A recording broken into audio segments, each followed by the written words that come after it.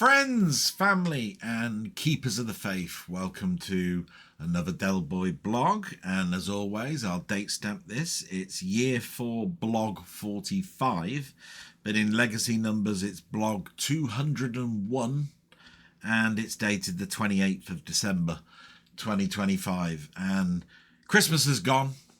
I'm in many ways glad about that, in other ways sad that it wasn't a change from other Christmases. In fact, worse, because I couldn't really enjoy it with my mum's health as it is.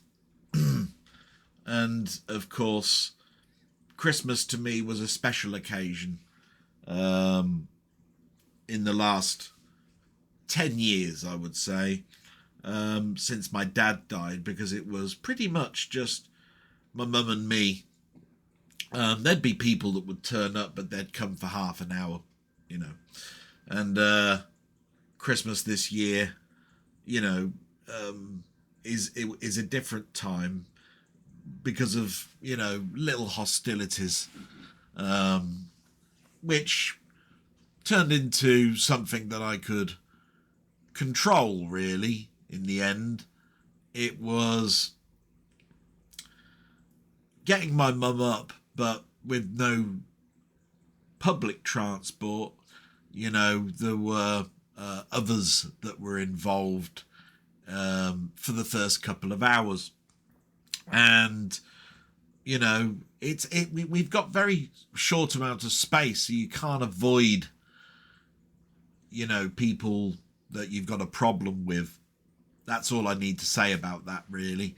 And, you know, when all was said and done, when everything was in place, I let those people, that's, you know, relations, my sister, you know, and one other, spend time with my mum, which is the right thing to do at Christmas. And I went for my walk, and I've always gone for a walk. Christmas Day is no different than any other.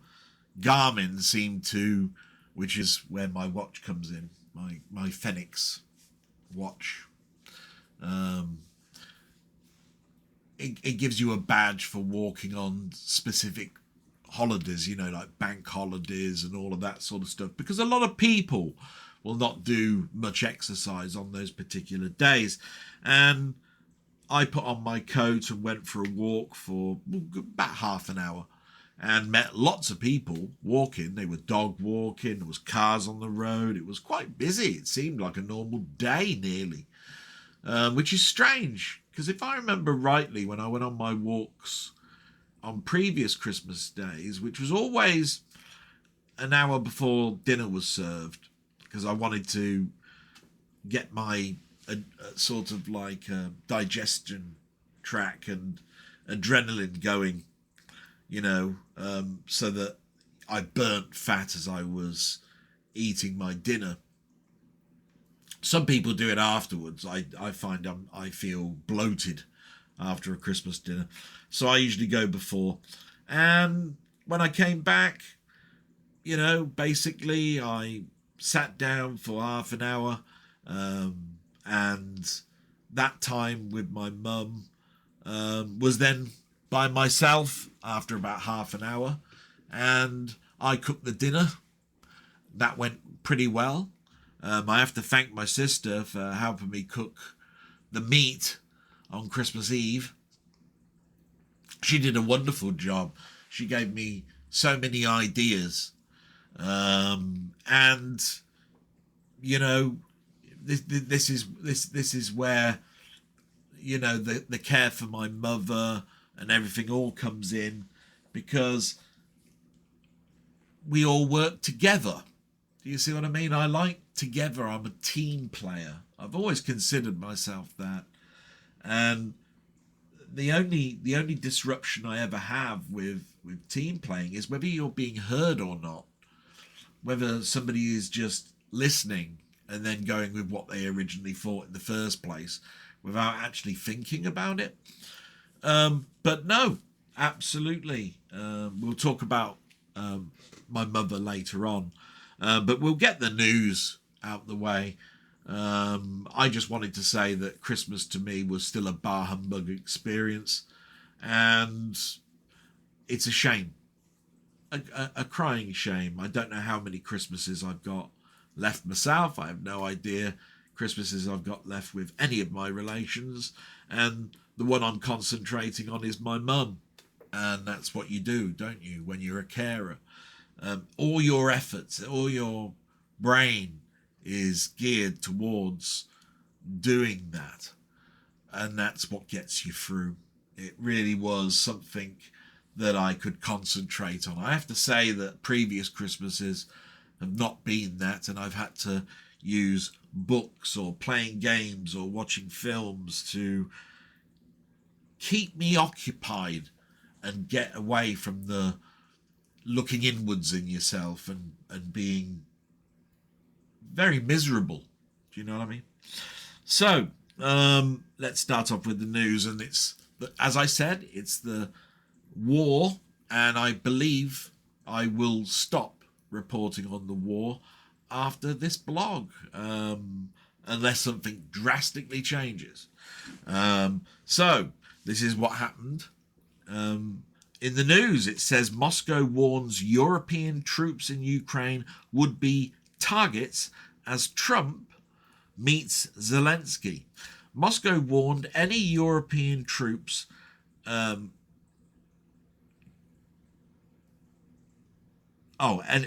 European troop contingents deployed to Ukraine would be valid targets.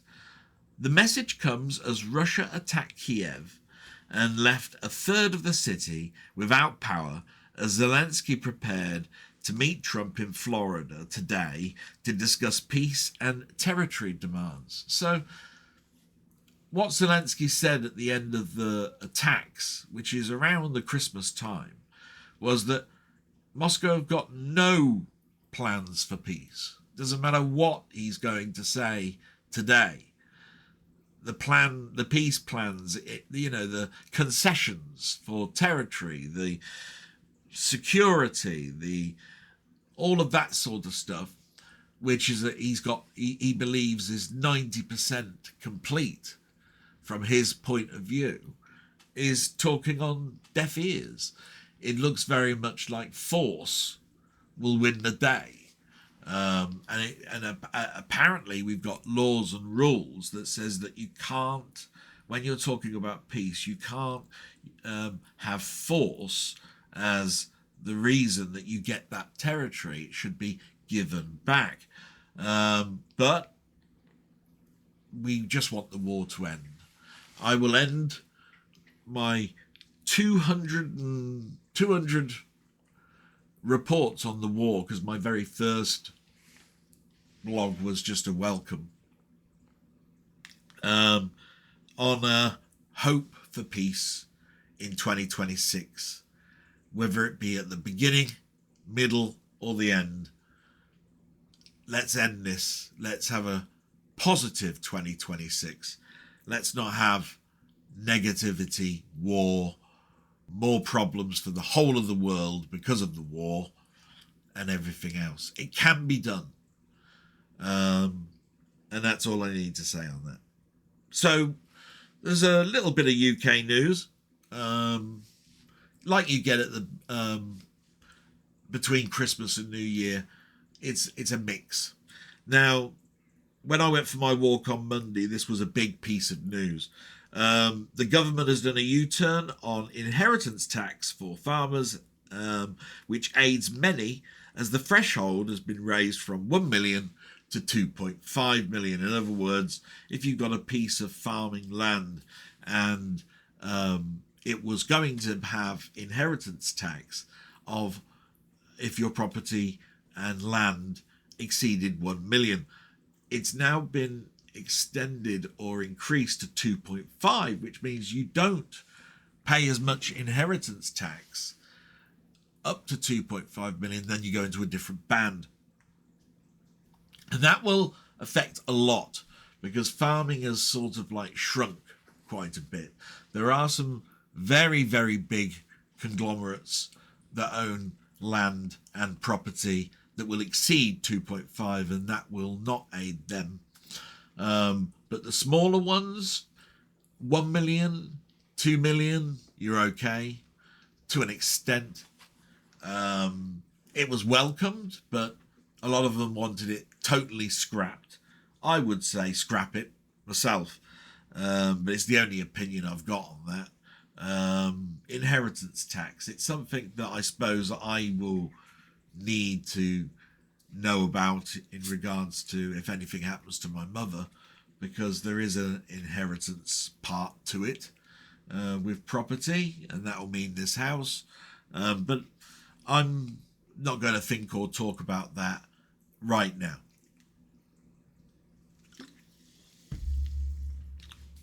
The rest of the news. England lose the Ashes. In the very first 3 matches, they lost all the beginning first 3 games, which means that Australia instantly win the Ashes, even though there are more matches to go. There was the next match, which was played yesterday, I believe. They won. England won, so it's 3-1. It makes no difference to the Ashes, but you got to win, and you got to turn around and go, thank God for that. You don't want 3, 4, 5-0. You know what I mean? It's like, what did you go there for? What? But Australia we're playing on Australian grounds is a lot different than playing on England's ground because of the weather, you know, the heat and the state of the pitch and all of that sort of stuff. It's generally considered, I believe, fast test match cricket because the ground is so hard and the grass is very flat and dry, and the ball that you're using, you know, a leather ball, it's very hard for spin bowlers. Fast bowling, my God, it speeds up no end. I remember playing in a very, very hot match as a child, and I'm a spin bowler myself. I'm not too bad at fast bowling, but I always tended to find I was more accurate with spin bowling because I sort of was able to twist my hand. I don't know what it is.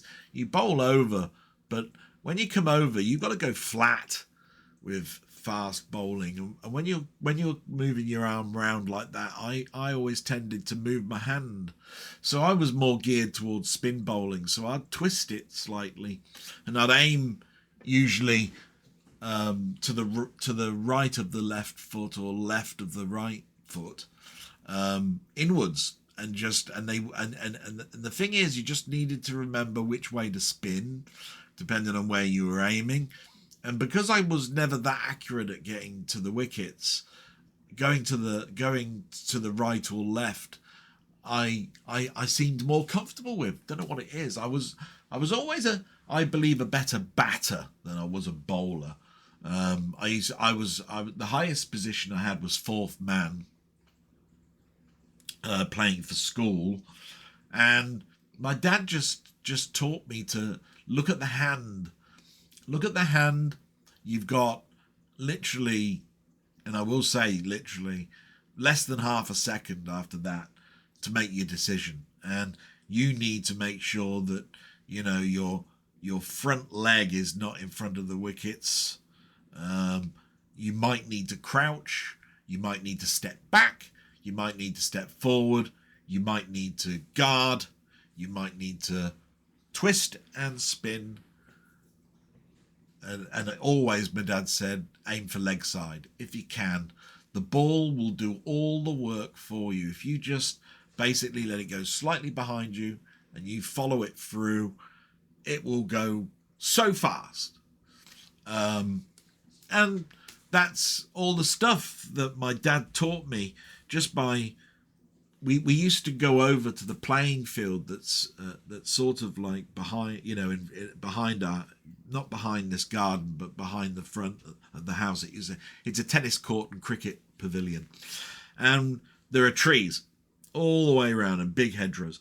And we used to play against our favourite tree. You could tell it was used well because the bark was always gone away where the ball had hit it. The ball had hit that tree so many times that there was a sort of like a hollow, you know. And my dad would not fast bowl at me. He would tell me the type of ball that he was going to play, and then, you know, it would be for me to react. And I always used to be able to see my dad's hand, and it's something that you sort of like just keep up with. So anyway, that's a little memory from me on this. We're still doing the news. So that's England. Torval and Dean. Now this is the skaters that have been in Celebrity Skaters on Ice and all of that sort of stuff, but did was it the Bolero? That's what it was, I think. At the Olympics and won gold. They're rumoured to be in the New Year's honours list. So knighthoods and dameship is being mentioned here. Yes, between Christmas and New Year, you always get the knighthoods and the New Year's honours list listed, because that happens at the beginning of the year, and they're rumoured. And I think that that's a good one. I think that's a good one to have. They've done an awful lot since winning gold. They've taught people and done interviews and given their knowledge even to celebrities in a game show, which I watched at the beginning and haven't watched ever since.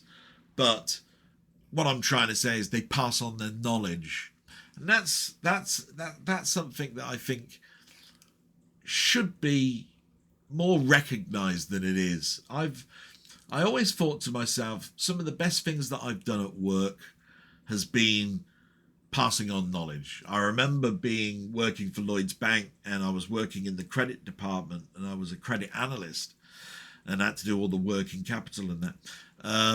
The manager always giving us as analysts, stretching our brain muscles a little bit by having guests come in, and we had to explain what we did. And I had the honour of doing this with people that were of a different language or deaf, had a disability like deaf and blindness. And one of the greatest ones was this girl that was deaf.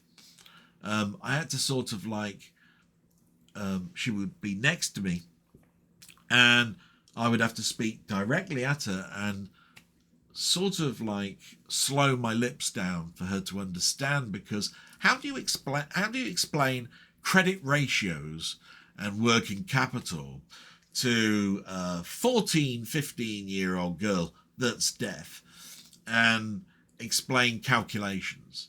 But because I wrote things down and showed the calculation, and then faced her and explained by pointing at the screen and slowing it all down, I think that person got a great understanding. And that's where I'm really happy that I did that. And I wonder sometimes if I've left any legacy behind. As I get older, I keep thinking to myself, what do people think of me now? What do people think of me in the past? Do they even think of it? Because two of the greatest things I've done was possibly Lloyd's Bank for 16 years and the probation service. And the probation service, more than anything, possibly because of how not long ago what it was, and the battles, the constant battles that I had to do to get things done. What I mean by that is COVID, the dismemberment of a family, that I was in, which was working with two others, great people, and then being alone, and then working through COVID, which was me working in the office alone for nearly 18 months, which I just switched off everything that was going on around me and just getting the work done. The only sad side you have to that is you come away with a thankfulness of what you've done yourself, you know, a pat on the back that you give yourself. But the negativity of it is that it was worth nothing after COVID was gone, because it's hands to the pumps, that's over with, and you move on into a new regime. And that new regime is different to what you'd done for 18 months, and is very difficult to change because it's a behavioural change. And I'm not that fast at that. So, yeah, COVID was a magnificent time for me to excel, to forget everything around me, get the job done, and make sure people could work and they could do that at home. And when it sort of like semi-returned and then totally returned, you're sort of tossed aside. Nothing is remembered. And that's the difficulty, because I wonder if anybody remembers me, you know. And it is difficult. But that's Torval and Dean out the way. And the only other news really is deaths, which is horrible to think of. But we've had a couple. There's a guitarist in The Cure that I've heard died in the last day or so. Chris Rea, who Travelling Home for Christmas is a Christmas song, died just before Christmas. And there was an interesting part to that, because he'd been ill for a long time. But what I didn't know, that he was part of a big family, and he's a sort of like not the eldest sibling, but he's not the youngest either. And what I found out is that in that family, two others of his siblings, younger siblings at that, died in the 3 months before his actual death. So in that family, you've got the youngest brother die in October. Shortly after, his sister, I think her name was Geraldine, died. And then Chris himself died. 3 siblings in 3 months. I mean, just think of that in your family. That must be, I mean, I can't think of anything really worse. You know, I don't know whether his mum and dad were alive, but for the rest of the family, must be, it's like going to the grave every month leading up to Christmas. And then you have one just before Christmas. Doesn't even make it to 2026. And at an age, my God, 74, I think he was. That was awful. It was awful news to hear that.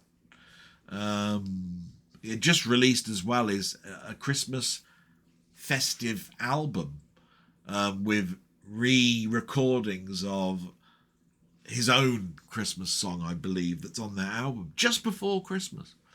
So he was working all the way. And then today, I heard that Brigitte Bardot died, 91. Now that's a good innings, 91. And I haven't thought about Brigitte Bardot in a long time. And I started to think about the movies that she was in, and I didn't see that many. Apparently she started off in the 50s, but really stopped acting in about 1973, 74. And the films that I remember really are not probably well known. Her best role apparently was in God Created Woman, which was a breakout role. And I remember, yes, I have seen that one. But I had to think really hard when I read the news. And Rum Runners was one. And that's because of my dad's love of sort of like western-y type ones. I liked historical ones. So Helen of Troy was one that I remembered. So I did a little search before starting the blog, and apparently there is a documentary called Bardot that came out this year, and it's on Netflix. So I think what I'll do today, if I've got time, because remember I am a carer for my mother, is I'll try and watch that. I might have to watch it in 2 parts. It depends on how long the documentary is and how much time I've got to be with my mum. But my mum loves the darts, right? The World Championship darts are going on at the moment. And I believe, even though they came back after Christmas yesterday, today is a rest day. So I might have time, but then I've got to think about what my mother can watch now that the darts aren't on, because the darts has been a stay point for her to listen to while she's reading a newspaper, which she reads all day long.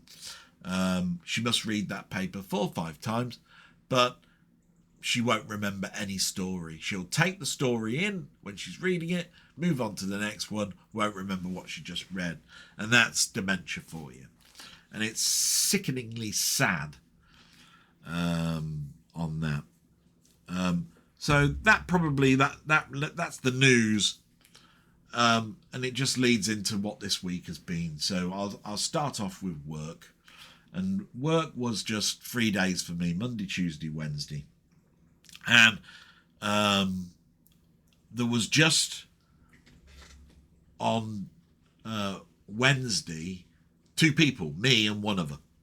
And the rest of the team were gone for Christmas. On Monday and Tuesday, there was only one other. Okay, so there was just 3 people. And then it was down to 2 for the last day.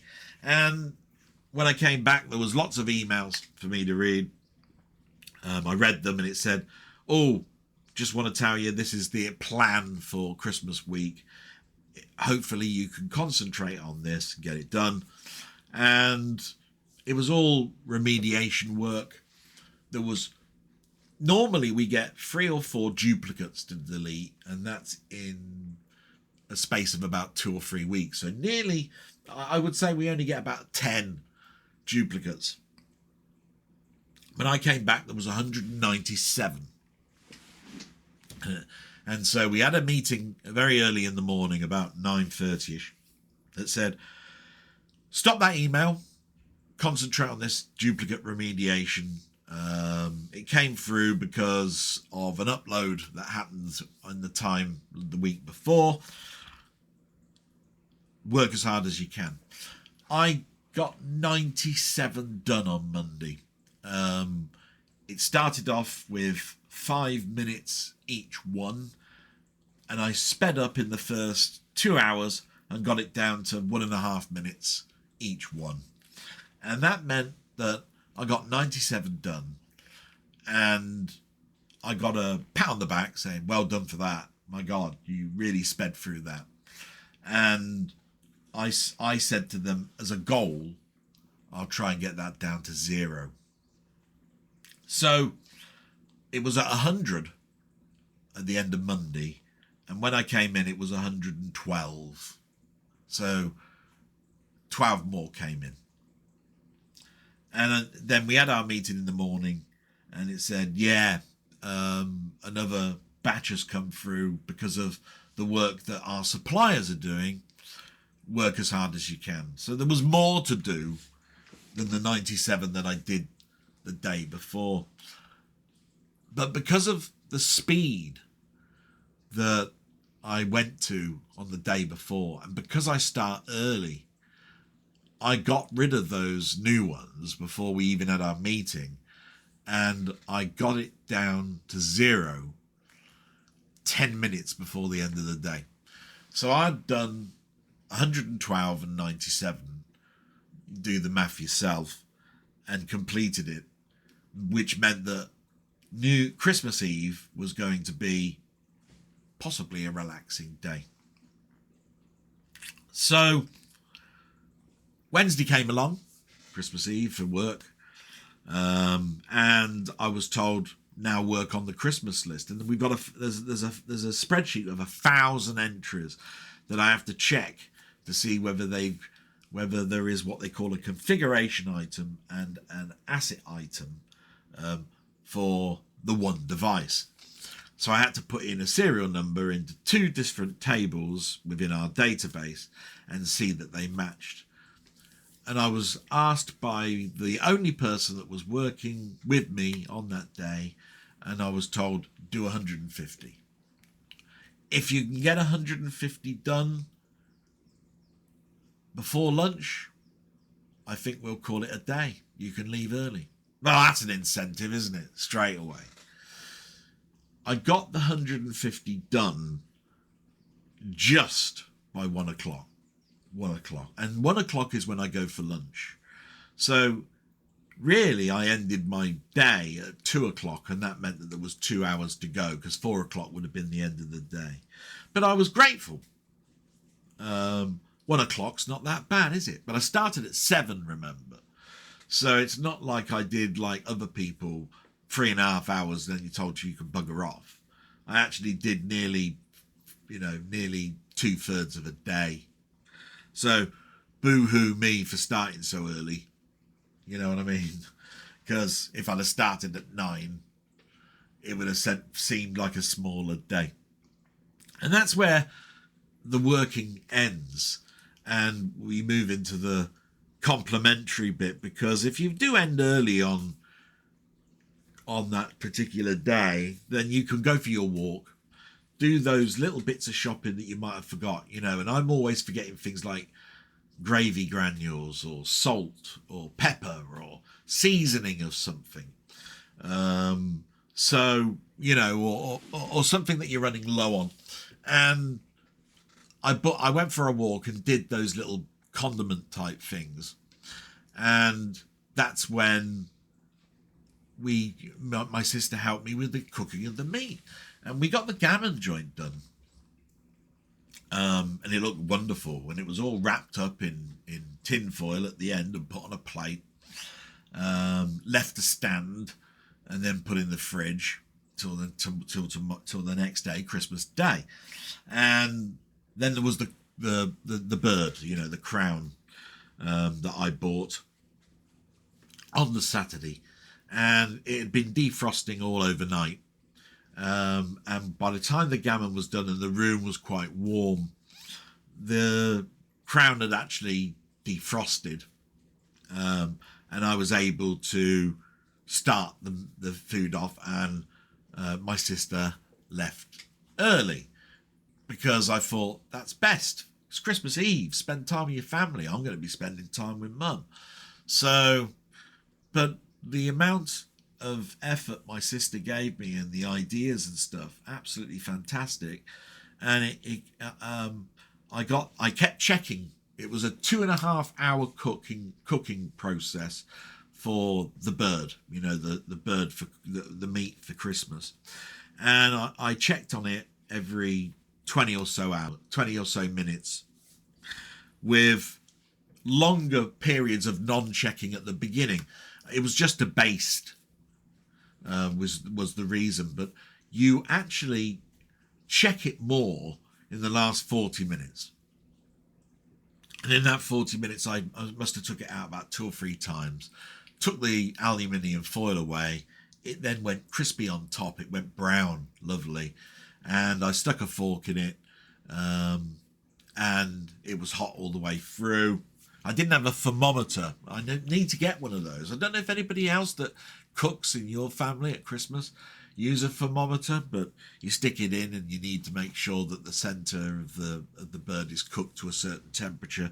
But we've always done it by sight and how long you're supposed to keep it in there. And we have got an oven that's air, it's a fan oven. So it's a bit quicker. And it looked wonderful. I was so pleased. I was so pleased that I let it stand. And then I took it to my mum and said, this is what we're having tomorrow. And she went, whoa, that looks lovely. I really look forward to that. And she was happy. Now, She didn't know it was a turkey. We have cockerel every year, but our butchers that we've used for nearly all our life, you know, my life at least, it's 40, 50 years. He closed down in the summer. And therefore, you're really down to a butcher that you can find in your own town or supermarkets. And money being as tight as it was, I bought a 3.5 kilo turkey, which was about £7 or so. And if you look at it and you work out 20 minutes per pound, plus 20 minutes that you do over the original weight, it's about 2.5 hours. That's how you work it out. And, or should I say, that's what I remember of what my sister said. And I could have used Google to look it up, and I did it last year. But my mother didn't have dementia then, and she'd sometimes come in the kitchen and she'd say, no, you got to do that now. So I had a bit of help, but I did it all, really. And so the meat was done, and it was just a clear up process from then on, and a prep for Christmas Day, which I've already talked about at the beginning of Christmas Day. So that went out the way. Sister doing a wonderful job, like she always does with me, to get my mum out, with only that slight issue that I talked about. And when, you know, when they left, it was for me to cook the dinner and look after mum. So all the time I was going back to my mum, coming back to the kitchen, doing this, that, the other, back to my mum. You want a cup of tea? Get a cup of tea, bring it back to her, come back, etc., etc. And we always cook the meat in the same way. It's been cooked the day before. So you cut it and you put it in a pan and you make a gravy. And you use the stock that you got from the cooking of the meat the day before, added to your gravy. And basically you cook the meat in a gravy in a pan. Then you've got the veg, which are in other pans. And then you've got the roast spuds, which I boiled first and then drained and then put them in hot fat, and they were cooking. And then halfway through the process of cooking those, you put in the Yorkshire puddings, the pigs in blankets, sage and onion balls, cocktail sausages, etc., etc. And you put those in about halfway through cooking the roasties, because you don't want the Yorkshires to overburn. So you could take those out. And that's what I did. And what I did was I prepared a meal for me, and I prepared a small meal for my mum. She's never going to eat it all, I thought. And I need to put one of each item on and then add a few more till I've got a small plate for her. And what I did was, because there was still some over, I put the rest on another plate and took the gravy out, because I didn't use it all, and put that in a container and put the veg in another container. And that meant that she had a meal for the next day. So not only was she going to get a Christmas dinner, she'd have one the next day, and my sister wouldn't need to cook. All she'd need to do is reheat. And that gives her more time with my mum again. That's my brain's thinking. My sister needs to spend as much time with my mum at Christmas, and that I'm able to do that after I've cooked the meal. So all that was aluminium foiled it up and put into the fridge. And I broke out the chocolates for my mum. Then we had a tub of Heroes and got her plenty of cups of tea and watched the darts, basically, until the soaps came on. My mum loves soaps, so I have to watch those. She watched Emmerdale, and she watched Coronation Street, and then it was bedtime. And, you know, the following day, again, what we found is that Christmas was shit. TV was shit. You know, the only thing I watched over Christmas that was new was the Scarecrow's marriage, I think, and it was after the King's Message. Now, I'm not big on royalty, so I didn't really watch The King's Message. It was on, and it was on in the background while I was getting my mum a cup of tea. But then when we sat down and The King's Message was finished, we watched this animated Scarecrow thing, which was based on a sort of rhyming story, you know. And it was about 20 or 25 minutes. Really, really well done. And my mum even turned around and said, "That was fun, wasn't it?" And I went, "Yeah, it was, Mum. It was all right." Then it was shit on. You know, you got Strictly Come Dancing and Call the Midwife and all that crap. And my mum doesn't watch films. My dad and I watched films. My mum didn't. And so there was no Midsummer Murders or anything. It was all Christmas films that she has no interest in. And so I had to look for things to find, and just pray to God that there was something that I could find. And in the end I did, but it was a lot of channel hopping, and it meant that I couldn't be away doing other things. So my Christmas was, in a way, okay. I saw my mum open the presents from me, and you know, for me, it's the year where my mum couldn't buy me anything, and she was the person that would always get me a Christmas present. There was one present for me to open under the tree from my aunt. God bless her. Thank you so much. If she's watching this, absolutely fantastic. I had something. But the nicest thing really was everything else around Christmas was something that I could read on my phone. And I had some people that know me and support me on this channel, like Jambon and Denny and people like that sent me text messages saying, "I hope everything will go well for you Christmas Day." And some of those people, one that comes to mind, Jambon, bought me a game for me to open on Steam.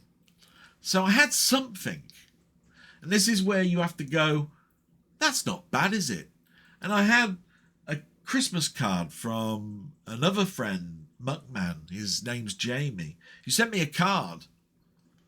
And it was a lovely card, a picture of an owl. You should see it, it's really glossy. In fact, I might show it next time. And in there was the most beautiful of messages. And, you know, I look at it and go, it wasn't as bad as I thought it was going to be. I thought it was the year where nothing. I mean, it was bad before. Don't get me wrong. One thing to open and it's from your mum, you know, or, you know, maybe might be two, you know, from my aunt and my uncle. But the mum was the one that I looked forward to, because it'd be the one that would know what I want for Christmas, you know. Short of money, so she'd buy me some trainers, or I need a coat to walk in the winter months that are coming up, and can't do that.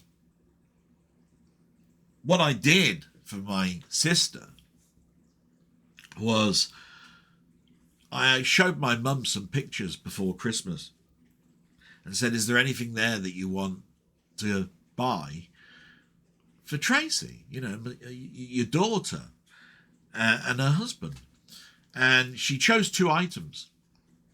And when I was getting her Christmas present, I got those. And I wrapped them all for her. And I thought the nicest thing that I could do is get 2 little cards, gift tags, yeah, Christmas ones, and ask my mum, "Do you want to write a Merry Christmas card from yourself to my sister?" And she did. And I wrapped those presents and I put them under the tree. And the one thing I thought of was, my sister has got something that she can take with her, the gift tag, and always have it as a final, sort of like possible final, should I say, present. And I bought it with my money. There was no money used by my mum. I've got no control over that anymore. And so I bought that on behalf of my mum for my sister, who would already be getting lots of presents because she's got a daughter and a son and a husband and friends. But that doesn't matter. Or the biggest present that you could ever have is a sickly mother or sickly father buying your Christmas present. And I purposely let my mum choose it. I didn't buy anything for myself. Didn't have enough. Not enough money. Not to get through to January. So that was sad. And that's pretty much Christmas and my mum.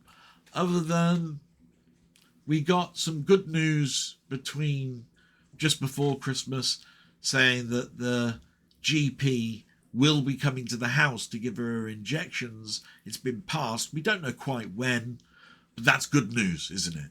That's great news. And I therefore look forward to a more, I think, norm of a 2026 compared to the nightmare that's been 2025.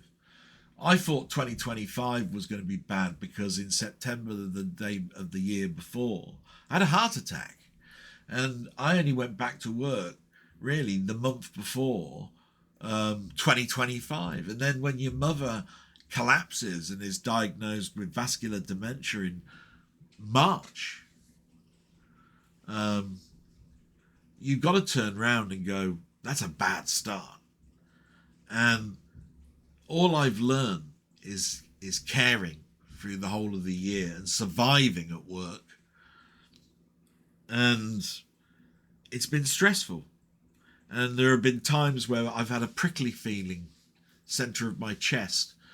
And it hasn't happened during physical walking. So when I spoke to a GP about that, he said that is a concern.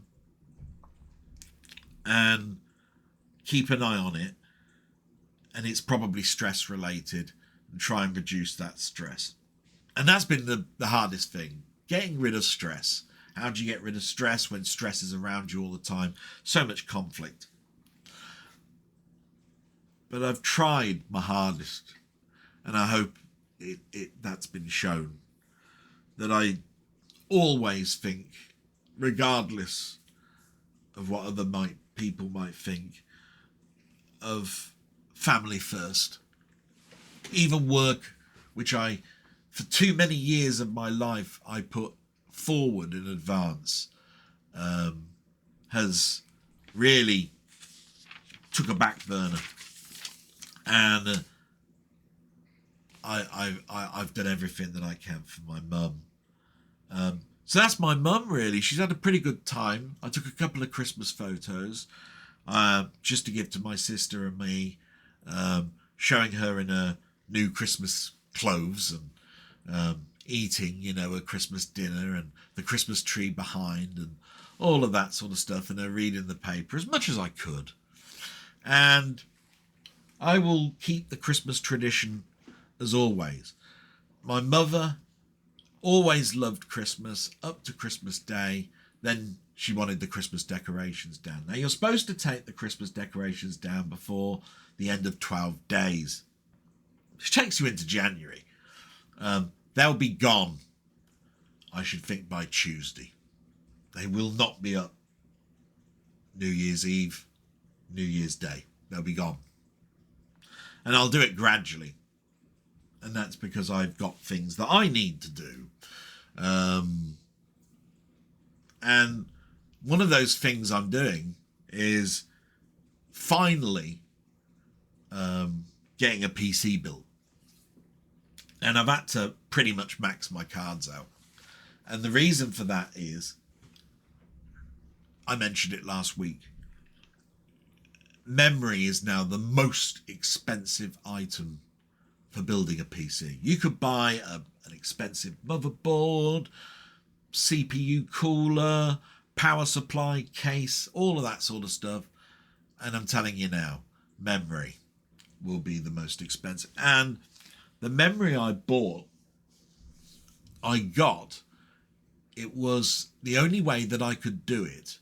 And it was A-graded, semi-used DDR5 RAM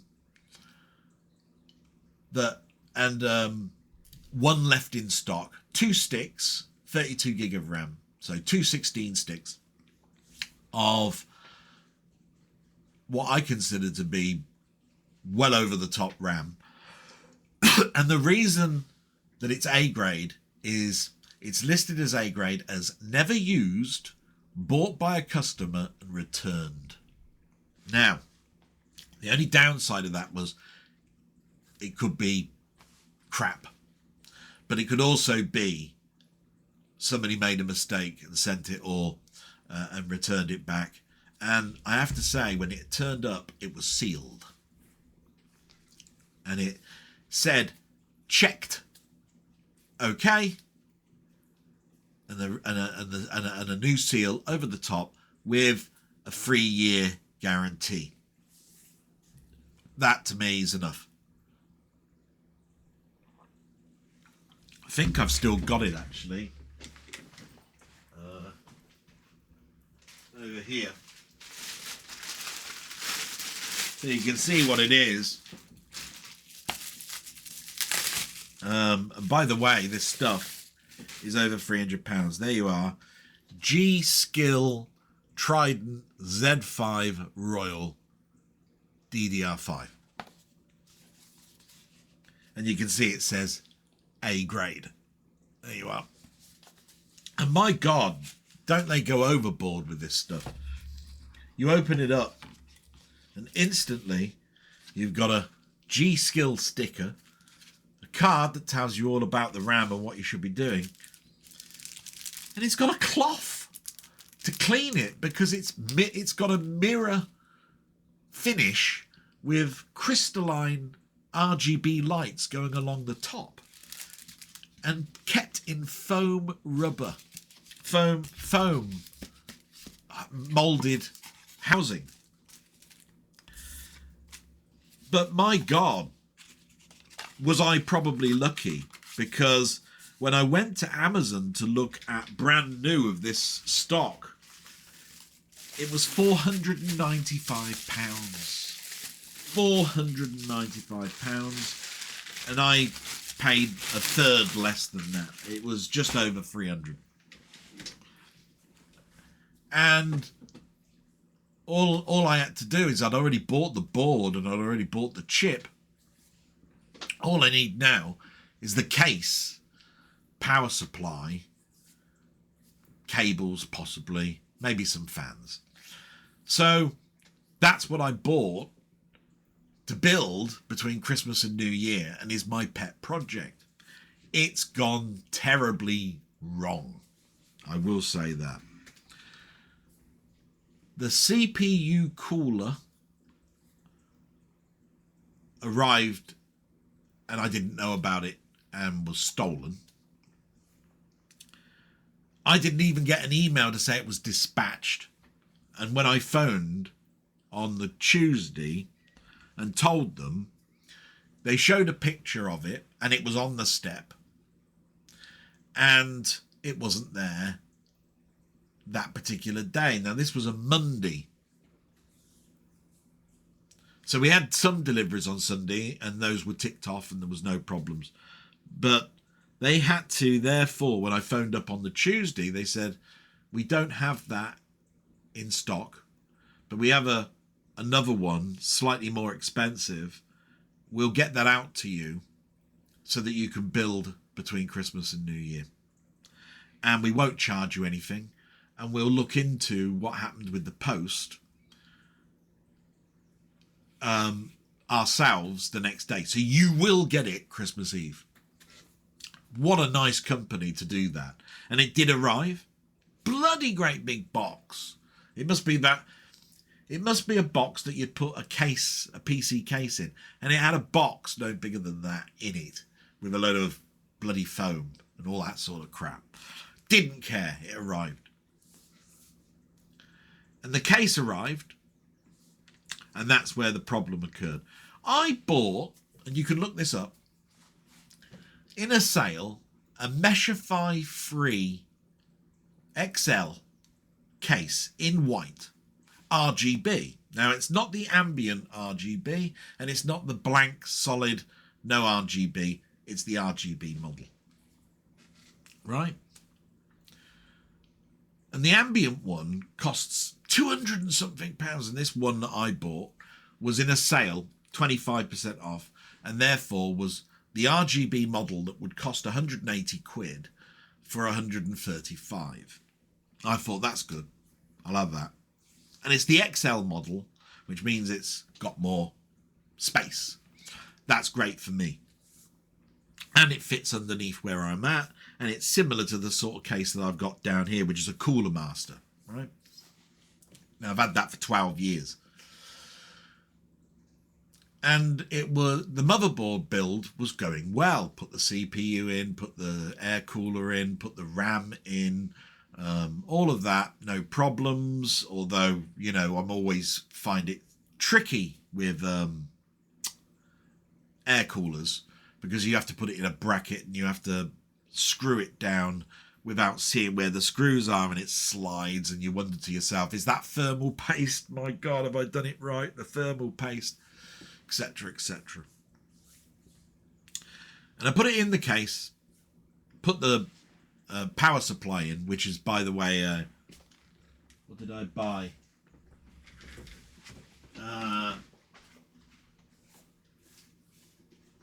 Yeah, here it is. It's a Corsair RM1000X 80 gold plus rated power supply. Modular. And it was the fans that were the problem. So everything went in. I put all the powers in. I put the power supply in, all of that sort of stuff. Everything going well. The front fans have a daisy chain called, and they're proprietary cables, and leads out to an extender that goes to 2 blocks, which is a ARGB lighting control and a 3-pin fan plug. And it's tied up in the top corner of the case, goes along down, and it doesn't reach the pins of the board. When you look at the instructions, it says the extender cable is part of your pack. So I had to phone up Amazon and say, I can't build this now. Or this case. It gives you a cable, the XL, which makes it longer, does not reach the motherboard. Why the hell has this not got the extender in? He went away and he said, we'll send you another case. You could take the extender cable out of that and then send the case back to us. You'll get it Monday. So tomorrow, I've got another case coming. My God, I've got no space in this room. And I've got now 2 huge PC cases. And I just hope to God it is. But this is the weird thing about cases, right? The Ambient Pro version of this case costs £265, right? And all it's got is the same fans, only it's got a neon strip round the edge of the case and one that goes all the way around it. And it's got what they call a RGB hub that is magnetically attached to the case, and all of the cables go into that, and then you can daisy chain it to your chassis case, and that's the extender part of that, right? Now, there's a price of 170 something pounds for the standard RGB and 250 or 60 something for the ambient model. But you can buy this hub separately, and on Amazon it's £35. So I was thinking to myself, hang on a minute. So it's £35, this hub. And it's got the extender cable in that hub, by the way. And you can get the case for 170 something. So that's less than buying the actual model that comes with the hub. And the only things you'd be missing is that neon strip that goes round and the neon strip that goes round the edges. Well, bugger me, I'd do without that. Save yourself 30 or 40 quid by buying the hub separately. Well, you must be mental. The people that price this up, Fractal, I think they're called, Fractal Meshify 3XL, look it up. Ridiculous pricing plan. So I saved myself some money and patted myself on the back, and I've got a case that's broken, but a new one coming. Marvellous. Thank God for that. It means a lot of work because I've got to undo everything again and put it in and cable it around again and all of that sort of stuff. But thank God Amazon just have that mentality of, I will send you another one. It's not a problem. Send the other one back. As long as you give it us back before the end of the month, don't give a shit. Thank you. Thank you, Amazon. So there we are. That's enough about me. We're going to do all the shout outs and everything now. I plan to get this done very, very quickly. I don't think that there's that many questions, but you know that I'm very happy for everybody that's actually commented and done all of that. And I'm going to read out the shout outs now just to speed this up. And these are all people that have commented. But thank you, please, for everybody that just watches this. You're all just wonderful people. Thank you. And they are Rocket Bunny 71, Weebob Art, Robert's Retro Gaming, Steve's Gaming Part 2, LFC Gamer and Vlogs, Ian Hill The Ramblings, Carl Todd, Muckman-Movies, Colin Jones aka Ponder, Martroid, and Gans Teeth. Wonderful people. Thank you so much.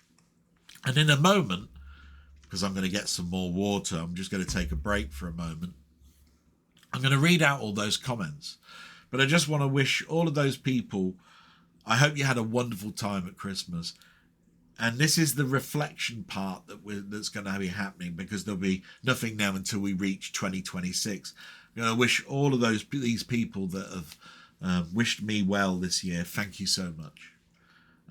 It's been a disastrous year as far as I'm concerned, and there have been some standout people that have helped me through this year. And most of these shout outs, it's always the same people that are there commenting week by week. We know the ones that haven't been able to comment just because of illness, work, all of that sort of stuff. And from my point of view, I wish you the better 2026 than 2025 ever has been.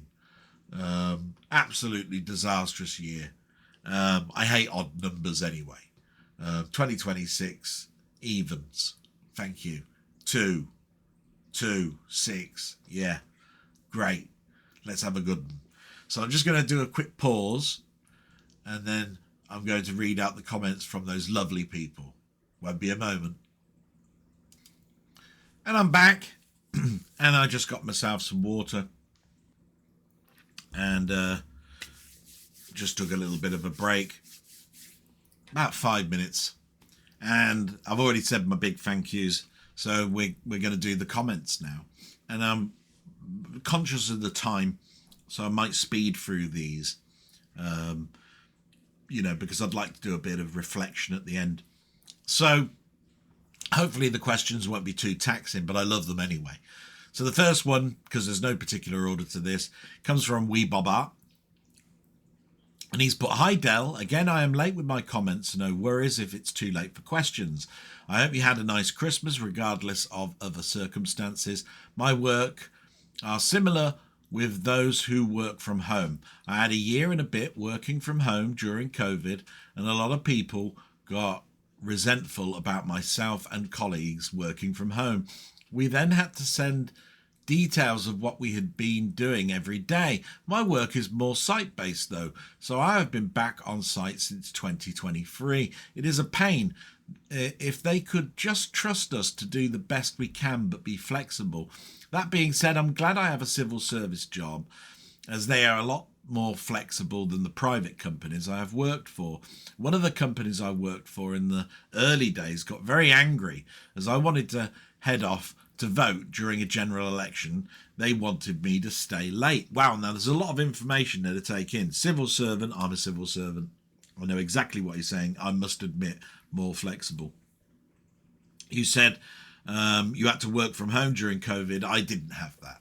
I had to go into work, and that's because you can't build laptops at home. You have to use a switch, and it's got a port on there called a build port, and it's all the rest of the ports are certified blocked. It's the only port that's not, so the room has to remain locked. And I was the only one with the key, and I had to go in there, build, and I had to send broken laptops to the company that decommissions those or uses them for parts for other things. And I had to have a special letter that allowed me to travel to work, and it was a 30-mile round trip every day, except the weekends, and it was all during lockdown. So I found I wasn't resentful, but I must admit I was away from home for 15 hours plus every day for 18 months. And yeah, I could have been spending time with my mum. I wasn't resentful of all these people that were working from home, but they were a bit prima donna-ish. Oh, I'm sending my laptop. When am I getting my laptop? But then when you got the laptop to them, the service desk had to talk through how to put their password in and make it work. And they were always moaning, but what about all of the data that's on the laptop I've just sent to you? The DPD driver was rude or didn't pick up the old one, etc., etc. And it was a nightmare. 18 months of that. And I must admit, thinking back, I'd have liked to have spent less time at work and more time at home. But at the time, I wasn't resentful. I didn't think resentment. No. But I can understand that, what you're talking about there. And now I think we're micromanaged more. They're working at home and COVID is finished. The amount of times my managers have said, how much did you do today? Fill this performance chart in. Your targets for what you need to do for your performance review every 3 months, etc., etc. It all seems micromanaged to me, where before it was just get the laptops out, get everything built, etc., etc. Yeah, much different. You continue. I hope you have recovered after your slip at the shops. I can tell you now, my leg is still in pain, but the painkillers I've reduced, and the walking has freed things up a little bit. But I haven't been able to walk as far, and I tend to be able to do about 1.5 miles. 2 miles is generally what I do. And I do that in my lunch hour. And yeah, it's been a bit awkward. You continue. My Christmas has been productive. I had a lot of DIY projects to complete, which I've been working through. I was hoping to do a few videos, but these jobs have taken priority. Anyway, all the best to you and your family. Question for next time. Controllers for PC games. What is one you have and is your favourite to use when gaming? Wow. Interesting, because gaming for me is a mix of indie games. I don't buy AAA titles very much because my PC was 12 years old for a start. And they're bloody expensive for what you get. And retro games on my Mister and that sort of stuff. So for that, I have a mixture of controls. I will tell you this, the best controller I've ever bought as a controller for a console or something is this little beast. It's I think an Elite Series 2 controller. Now the reason I like this controller so much is because you can take the parts off. They give you small stemmed or large stemmed. I think these are the small ones I've got on at the moment. That's because I don't want too much play. The D-pad even has a couple of different type of controllers that you can put onto it. But the game changer for this is these handles at the bottom, these clickers. There. Absolutely marvellous. Game changers, because they can be shift. You can press that, press this button, and it'll be different than just pressing that button. The other thing is it's got tension controllers for the buttons. the triggers. I can have them play a lot, or I can just click them down very, very slightly, depending on what I want to use. And the bumpers are really quite nice as well. Fits in your hand really well. Best thing I ever bought, controller-wise, was that for modern and gameplay on consoles. This should have been the best. This May Flash controller that I've shown a few times before. It's May Flash controller. But I didn't realise that there is what they call an octagate. And I've been playing it with the wrong octagate on. And therefore I found it really unwieldy and not working very well. But since I changed the octagate, I've become a little bit more accurate. In the old days, I used to use Competition Pros. This is a Competition Pro. Look, you can see it's a Competition Pro Extra. I don't know if that comes on there. So it's not the controller that you'd get with a Commodore 64 Mini or anything like that. It's a proper one. But it's very stiff, clicky. So I don't use that very often.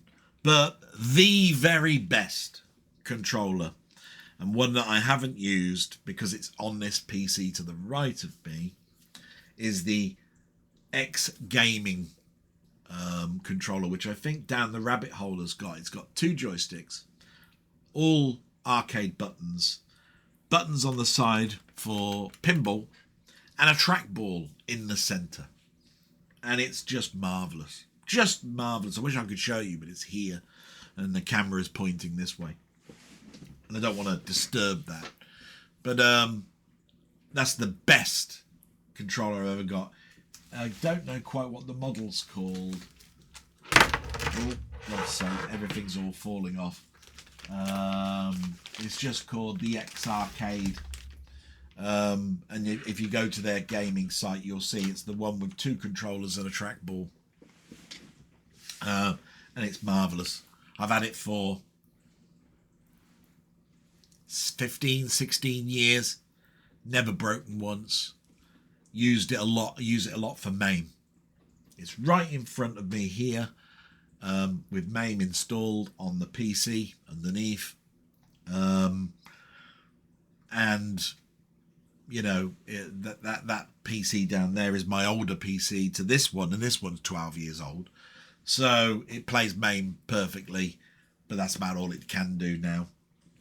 And again, that's going to be swapped out because when I put my new Meshify XL, this older PC will become the one that's to the right of that, and it will become a sort of like a storage server. And this one will go upstairs. And I'll have to take all the stuff off of those drives and put them onto this one down here.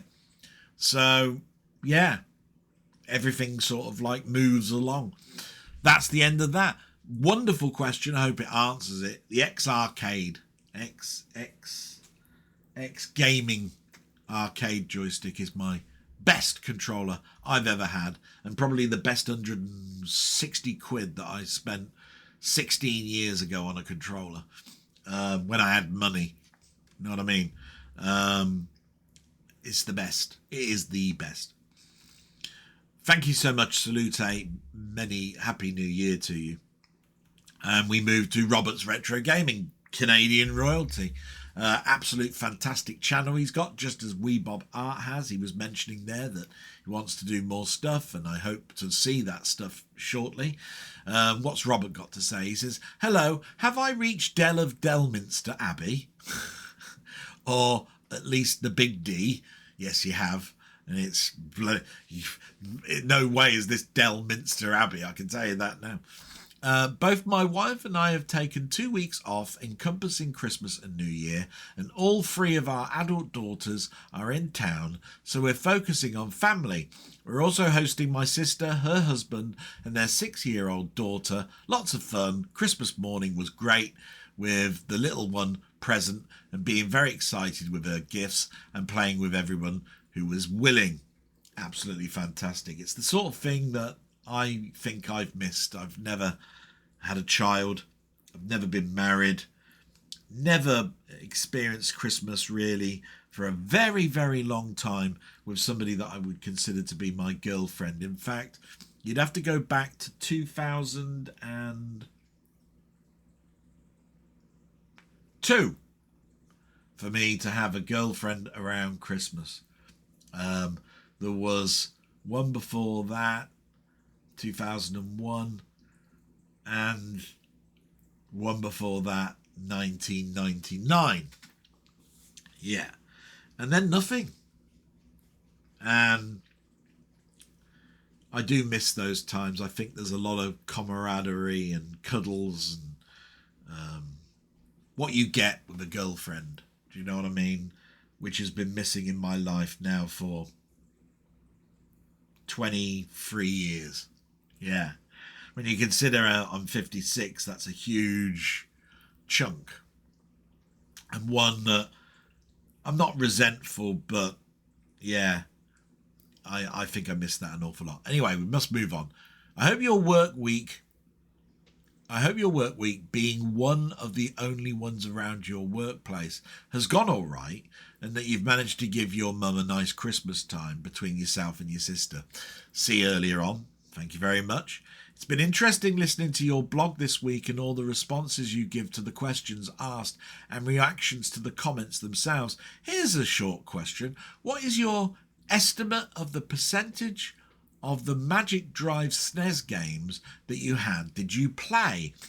All the best to you and your mum, and the week to LFC's dad. I'll have to read that out shortly. LFC, another supporter of my channel. But your question, I played absolutely every game that I had for the Magic Drive, because if you can imagine, you had to put the cartridge in and dump the contents and then test it. So every single one got loaded up. How many did I actually play for any length of time? About half. Possibly slightly more. It was a great time because it was a console that if I was working and I knew somebody that wasn't having a great weekend, I could lend it to them and then pick it back up. And they'd have tons of games to play. And it would cheer them up. And I did that. Unfortunately, the last person I lent it to, they moved away without leaving a forwarding address and kept my console. So I lost my SNES. Years and years. A bit of resentment for that. But it never stopped me being friendly and lending things out to people. I always found that most people are honest. These people weren't. And you live and learn, don't you? Thank you so much, Robert. Keep up the good work that you're doing with your stuff. You do a great job. The only thing I would say is the choice of Commodore 64 games always tend to be, oh, this is worse than the Atari. This is worse than the Atari. There's a lot that on the Commodore 64 that were great. And I hope that you get to some of those. And always remember, if you're doing a comparison, the year that it came out, because the Atari was on its way out, the 800, really, and the Commodore 64 was in its infancy if you're doing stuff 1982, 83. And so sprites and graphics will be big and blocky, and movement will be a bit jangly at best, janky. So you got to remember that, you know. That's the only thing I need to say about that. Otherwise, I absolutely love everything you do, you bastard. Ooh, who's my French? Keep up the good work. Have a great new year, my friend. Thank you so much. And we'll move on to Rocket Bunny. Great friend of mine. So nice. And he's put, hi Del, big grats on your 200th vlog. Yes, it was last week. Time flies when you're having fun, eh? Hope you had a good Christmas and Boxing Day with your mum. Did, thank you very much. First time for me doing all of the cooking as well. Very hard work, but ultimately rewarding to see my parents enjoy Christmas as best as they could, despite a few issues with mum during the time. And yeah, I think you understand a little bit of mine. And dinner was, wow, it's 2 or so hours to cook and prep, 10 minutes to eat. Amazing, isn't it? You just think to yourself, was that worth it? And then you look back and you go, yeah, it was. Funny like that.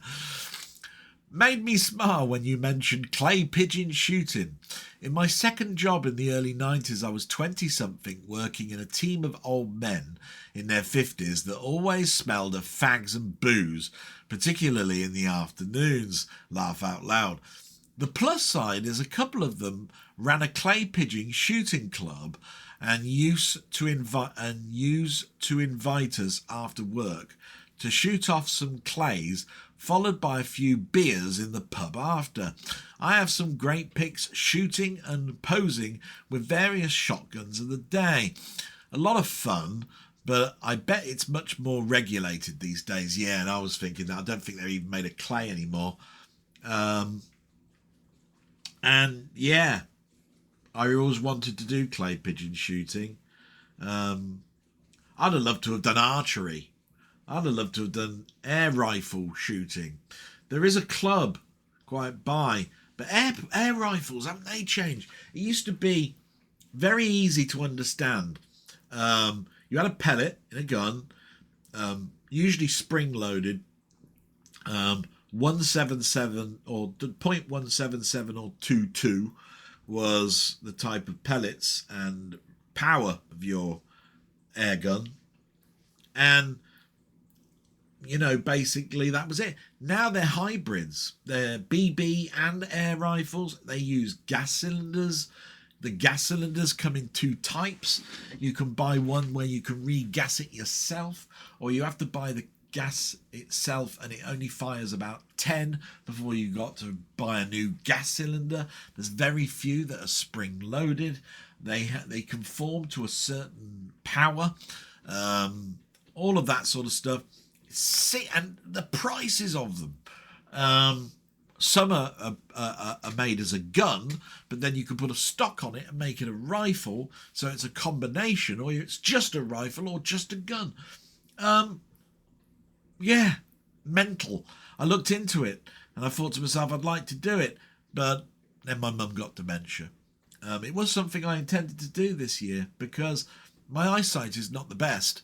And I remember that I used to love being accurate, going to the fair and throwing darts and guns and all that sort of stuff, even though they were rigged. You know, sights were off, guns were shit, all that sort of stuff.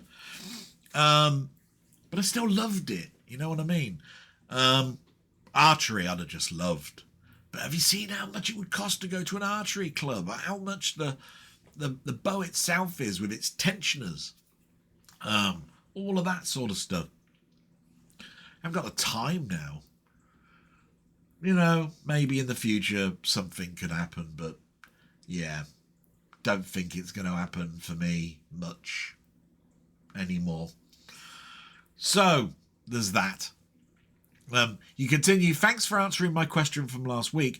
I've had a very hot and cold relationship with Fallout 76, despite having more than 1,500 hours in the game on various platforms since launch. However, the monetization of store cosmetics has become more egregious in recent years.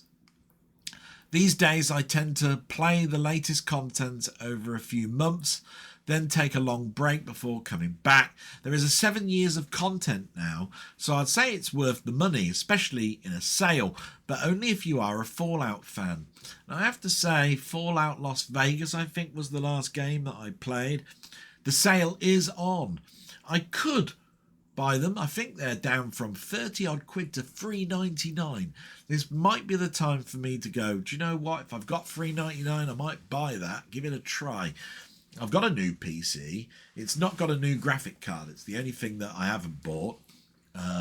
So I've still got a very old graphic card, which you'd consider compared to the processor I bought, which is a i7, so it's an Intel Ultra series, and it's unlocked K, and with DDR5 RAM, running at 7,200 actions per second. CL34, I think it is. I'd like it to have been 30, but fair enough as far as I'm concerned for the price I paid. But with a graphic card which is an NVIDIA 3060 Ti, and you consider now there is a 5060 Ti, you consider it's 2 generations behind. So yeah, but it'll do for now, and it's only to play the indie stuff. Like I say, I haven't got any AA games. You got a couple of questions. Do you have any unplayed games in your Steam collection already that you are determined to at least start in the new year?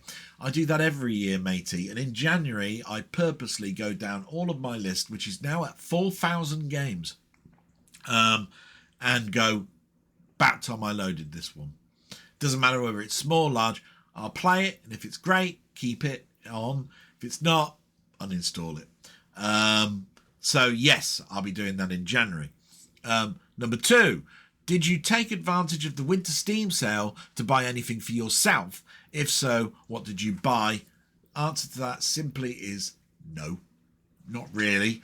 I bought games for other people, yourself, Jambon, a couple of people, and I'm still going with that because I haven't had a chance to load Steam up much for me to peruse myself or buy some other stuff, because there are other people that I wish to take advantage of buying them something for Christmas, but money's been very tight and I haven't had time to go to Steam to do it, so I'll be doing that. I hope you enjoyed yours. Take care, and I wish you and your mum a happy new year. No, thank you so much, and happy new year to you. I hope you're going to have a great one, and we must move on because of the time. And the next one is Steve's Gaming Part 2, and it's very, very short, and I have to do my salute to him. You know, you little bastard, fucking it's Christmas, and I don't care what you are, you're a Grinch, you bastard.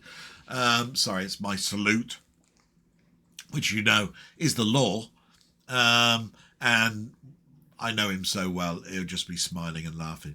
But he's put, hi Del, I hope you and your mum are having a nice stress-free Christmas. All the best to you both. And thank you so much. That's all I need for Christmas. He is going to get something for Christmas. I don't care what he says. I don't care. He'll turn around and say, not having that or whatever. If you get something for Christmas, like it, you bastard. You don't need to reject it because it's a game you never played. Have it and just respect the fact I bought it for you. Expect that. It won't be expensive, matey. I just want you to have something. Thank you so much for being the big support that you are. You're one of my closest friends. Love you to bits. Have a great new year. We'll talk about your channel a little bit later on. And we move to LFC, Gamer and Vlogs. Now, Robert mentioned something about him, so I need to read this. Remember, this is the first time me reading it. Hi, Del. What an incredible milestone you've reached. Your 200th blog. Here's to another 200, and wishing both yourself and your mum a Merry Christmas. Thank you so much, matey. And another 200? Wow. It could happen, couldn't it? Don't know. Who knew that my mum would get what she's got? And who knew that I'd have a heart attack in my third year? Oh, it makes you wonder whether, there's going to be another 4 years. I don't know. But hey, we'll see. As for myself, I've been super busy with Christmas shopping and preparing the food. Let's just say it's never fun and you're left feeling physically and mentally exhausted. Yeah, I can see that. Looking back, though, I found it fun. Just because of the smiles I got from my mum, it made it all worthwhile for me. Everyone is in a mad rush. You'd think that the supermarkets are a fairground with colliding trolleys like they're dodgems. And of course, the glare they give when you accidentally catch them. Impatient drivers is a common theme on UK roads, but it's 10 times worse when people are desperate to get home from work or shopping. If they aren't tailgating, they're speeding everywhere like Max Verstappen, whoever you are. Yeah, I remember the traffic. I only live round the corner, but I have to pick up the heavy stuff with the car now that I've got my driving licence back. Yeah, that can go do one in 2025, can't it? Go back to 3 months of blogs for that fiasco. But yeah, mental people, I have to say, some of them. And I must admit, the worst thing is that there was people stocking up the shelves, and instead of bringing them in their cages, they brought them out on pallets. And then all the people were going around the left and right of them, and the aisles just aren't accustomed for pallets and people. They're supposed to be done on pallets at night when the shop is shut to do the majority of the stack. But they were so busy that the shelves were empty. In fact, they had to bring the pallets out. And the worst thing about it all is, you know that their profits are going to be like this, but they're going to turn around and go, poverty, we ain't got no money, our sales weren't as big this year. Bollocks to you. I've seen you coming out with pallets, for God's sake. Yeah, rubbish. You can you put here, you can definitely tell I'm not too fond of the build-up this time. Unfortunately, Christmas Day is the same affair, despite stuffing myself silly and watching some films. But once Boxing Day arrives, as massive weight off my shoulders is lifted.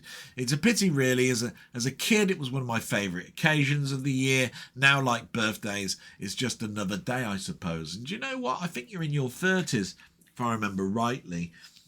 That's probably the turning point for me. In my 30s, I moved away from home and lived in a house in Manchester, and most of my Christmases were alone. That's the turning point, possibly. Maybe a couple of years before then. But the 30s were a weird time for me with that. 40s, crap. 50s, mega crap. But there you go. Questions for the blog. What is one musical that you cannot abide? I've never been a fan of The Sound of Music, Seven Brides for Seven Brothers, or Annie. But the one I detest the most is, oh my God, Ian, shut your ears now, Chitty Chitty Bang Bang. The songs I find are grating. However, the thing that makes me dislike it more, and sure others have said this, it's the child catcher. That creepy bastard is why I go out of my way to avoid. For some reason, it's one of my dad's favourite musicals. I have to turn around and say Chitty Chitty Bang Bang and Charlie and the Chocolate Factory, or Willy Wonka, or whatever you want to call it, are some of my favourite musicals. Love it. Half a Sixpence is another. Love that. Sound of Music I don't have a problem with, but it's not my favourite. It'd be closer to the, stick it on that other pile. Calamity Jane is alright. Don't like Seven Brides, Seven Brothers. What's that one with A Wandering Star with Clint Eastwood? I Was Born Under a Wandering Star. I've forgotten that one, but yeah, I like that one. Hate or dislike Cats. Can't stand Cats. I can't. I'm sorry. Oh, just over there. That's probably the one that sticks to mind, is Cats. I don't mind Bugsy Malone. I don't mind West Side Story.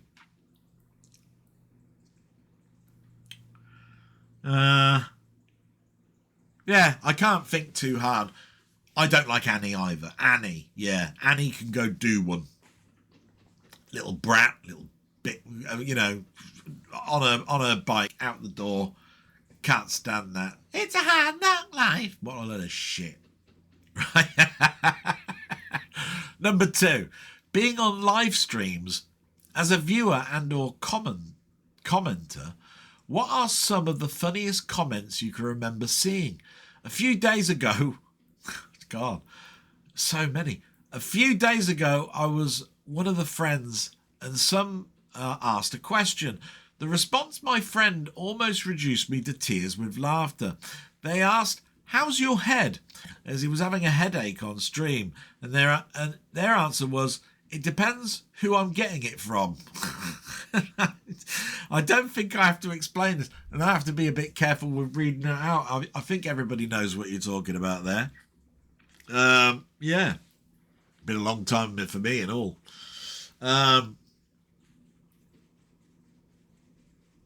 Funny comments. There's been so many. I used to be on those film trial ones, and everybody was funnier than me, and I used to like the stuff. And some of the comments that came out, there was some funny ones, but I tell you, the one thing I don't miss about those is the long questions. You know, the one that says, if you know, name 5 films from every five horror films from every decade that you thought was the best, starting from 1950. And you're going, fuck's sake, how anybody below that question's going to get their question read out? Forget it. And the ones I really hated was, who would win in a fight between Michael Myers and Freddy Krueger? And I'm just going, oh, for fuck's sake, Jesus Christ, give us a break, will you? Yeah, pisses me off. They weren't even funny either. But I can't think of one at the moment. And I've got to move on. I'll try and write something as a comment for one, right? After this, because one will bound sure to come to mind. Number 3, have you ever played a game's sequel before playing its predecessor? Back in 2005, I got an original Xbox for Christmas, and 2 of the games I got with it were Halo 2 and Project Gotham Racing 2, without really knowing about these series back then. It seemed weird playing them before their first entries, and I have to say there's probably a load.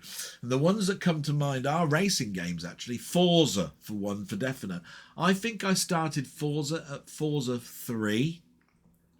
And I didn't play anything from that company after, or should I say between, the last game, which was Burnout Paradise and Forza 3. So I'd actually played a later Forza game before an earlier one. FIFA's another. I think I played a 3rd year FIFA game before the very first one. But I have played them all, you know, Forza 1 and 2 and 3. Sorry, FIFA 1, 2 and 3. Now, golf will be another. I remember playing it as Tiger Woods, but didn't play the PGA before Tiger Woods or the PGA afterwards when he lost the license on that. I've been lucky with the boxing, always playing the first one first. I remember playing Fight Night round 3 onwards, and I did play the earlier Fight Nights, so that was fun. So yeah, I played Pac-Man before Pac-Man, Miss Pac-Man, Pac-Man Jr., did all of that. So that's not one. Do you know what? I think I played Gallagher Deluxe before Gallagher, but I'm not sure. So I'm not going to count. I'm not going to count that one. Oh, this is one. I played Stargate before Defender, but that was purely because the arcade games came with the fair that we had annually in the year, and I was going around the arcade and I saw this great game and I played it, and it was Stargate. And then when I walked to another booth where there was more arcades, the original Defender was there. So I played Stargate before Defender, but it was the same day. So that's a pretty close one. There must be many, many others. Commodore 64 games, Spectrum games, where I played the newer one before the old one. But I can't remember all of those. There's just too many. 4. Here's a terrible dad joke. Oh, so it's not a question. What do you call a dinosaur's fart? A blast from the past. Yeah. you can stuff that up your ass. But yeah, I think many will like that one. That's all right. Thank you so much, LFC Gamer and Vlogs. Absolutely wonderful. It still doesn't mention about your dad. I must be missing something. I do apologise. Whatever's going on, wish you well, my friend. Thank you so much. We'll move on. And we've got Ian Hill, The Ramblings, my friend. And I tell you what, if you haven't subscribed to him or LFC or any of those ones, Robert's Retro Gaming, Steve's Gaming, please do so. They've got great content. They've been doing stuff all over Christmas. I wish I could have been doing more content. That is going to change as soon as this new machine is built. I will be having a conversation about getting more time, or I'll be using my time more constructively. That's for definite, and that will be from January. Rest assured that's happening. So Ian Hill, The Ramblings, if you haven't subscribed to him, please do so. I mean, my God, his channel. We'll talk about that later. But he's put, hi Del Boy. Hope you and your mum are okay and that you were able to spend some good Christmas time with her. I know how difficult this all must be. It is without doubt a lonely road you walk on, but you are putting your mum first. Enjoy all the moments you are with her. Keep making new memories if you can. Time is precious. Don't waste any of it. What wise words. This is where I'm turning around and saying, look, listen to what that was just there. I mean, this is a guy that was a carer for his wife in the later years, and she died over the Christmas period. That alone makes me so sad, and one reason why he was one of the people that I gave a physical gift to. Big supporter of me. I didn't care if I haven't got enough money to buy a loaf of bread. He was going to get something this year. And as long as my mum's got food, and she had plenty, right? I don't care about me. Never have. Nope, don't think I ever have. And he's deserving far more than he actually gets. He continues, I felt better mentally now that all the scamming is behind me. Yeah, remember he had a problem with his credit card, and I did say, God, I hope it wasn't a scam, and it was. Once the new card arrived, I felt like a big worry had been lifted from me. I was free to spend my money. Yeah, well done, mate, and I hope you buy something really good for yourself. I think this year I had become tired of all the Christmas films before the day had arrived. Anyway, these were the films I watched: Chitty Chitty Bang Bang, The Snowman, Father Christmas, Home Alone, and Working Girl. Absolutely love Working Girl. I'm very lucky to have a Blu-ray of it. Very hard to get hold of. Been out of print a long time. It's a 20th Century Fox release. It's a Christmas tradition to watch it. Was originally released just before Christmas. I remember going to see it with my wife at the cinema. It's very 80s. The fashions of the period stand out. And what a film that nobody talks about, Working Girl. I've got the CD, the vinyl, and the DVD of that. Haven't got the Blu-ray. Carly Simon did the score and the music to that. What a fantastic track. Let the River Run is a fantastic song that's played at the beginning and the end. Sigourney Weaver's brilliant in that. Harrison Ford in a very unlikely role. Didn't play that type of role much in the 80s. Sigourney Weaver just made me laugh all the way through that. What a bitch she was.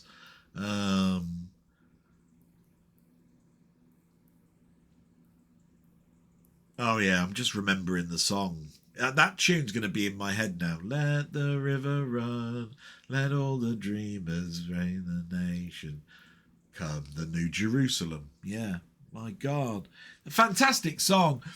Doesn't get much airplay or talked about much.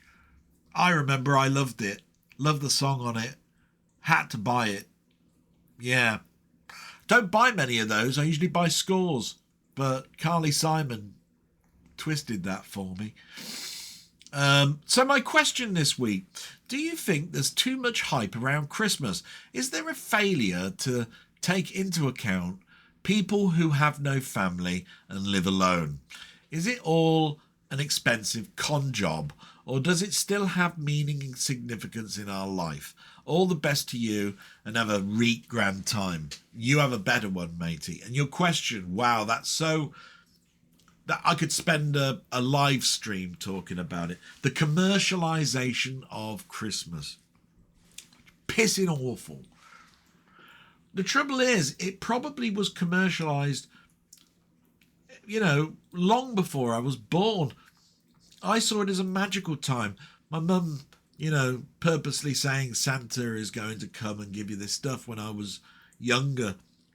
I never thought about it. I thought the telly was sort of like the shopping list for me to give to Santa each year, when actually it's a big bloody headache for your parents to make you have a fun time at Christmas when you haven't got the money to do it. Now, I don't know how kids feel about Christmas because I haven't got one and I haven't been around them for me to know. I should think it's probably like a little bit like me in the 70s for the youngsters, but for the people that are in the know, Christmas is awful. Even Sky have a Christmas channel in the summer showing Christmas movies made by the Home Shopping Channel or something, right? These Christmas shitty films, and they're showing them in July and August. And the very fact that you get Christmas decorations up before fireworks night, I mean, and Halloween, you've got tinsel out before Halloween. It really is awful. And I don't know how you can get excited for something that started that early. It's really bad. So my answer to that is, of course, you're doomed to failure. How many sitcom comedies have we seen done at Christmas that is a disaster? Take Only Fools and Horses, with Grandad burning the dinner and trying to cut the turkey with an electric carving knife that's got no plug on it. Disaster.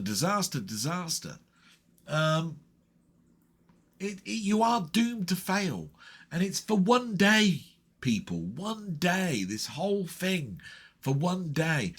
I know that Christmas goes into Boxing Day and Christmas week is still considered to be Christmassy, and then you've got New Year's Eve and New Year's Day. That can all do one. Christmas is Christmas Day. It's the Saviour's, birth, if you want to look at it from a religious aspect. For all those people that aren't religious, I do get it, and I'm not trying to segregate you. But, Santa was an afterthought later on. It's, Kris Kringle. You know what I mean?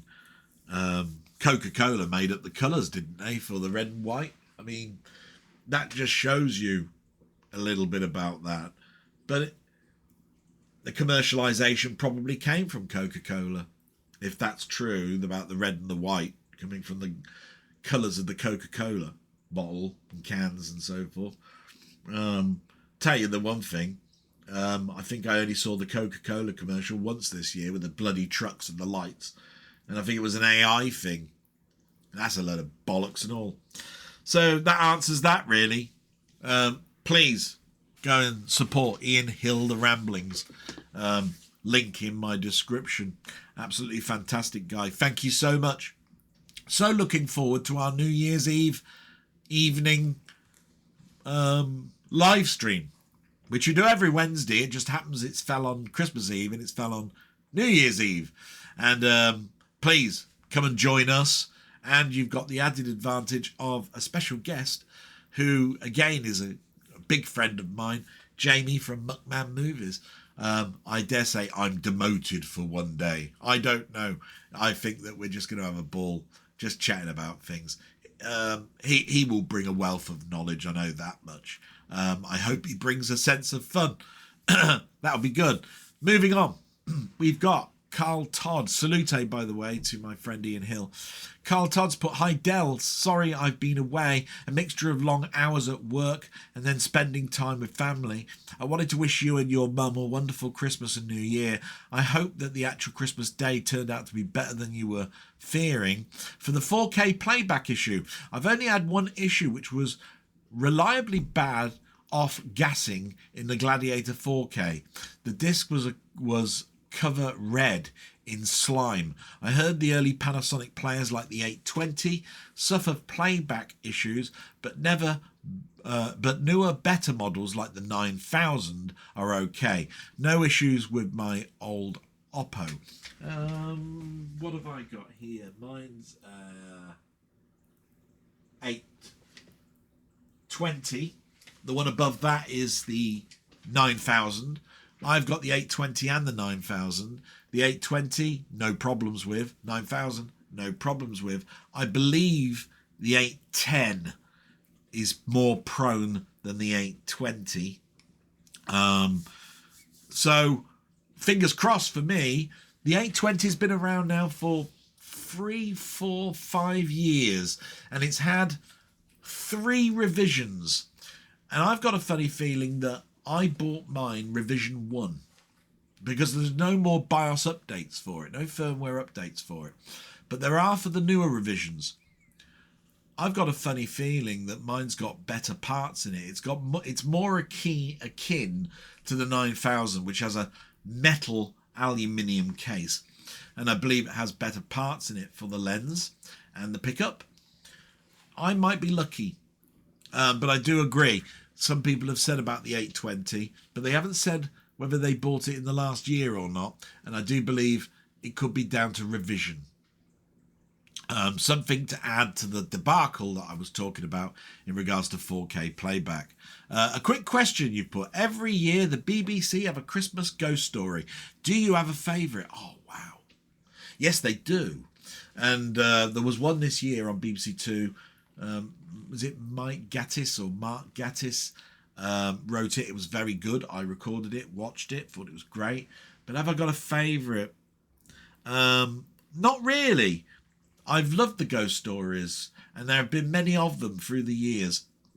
And I do like them because I like little short hour-long ghost story type things.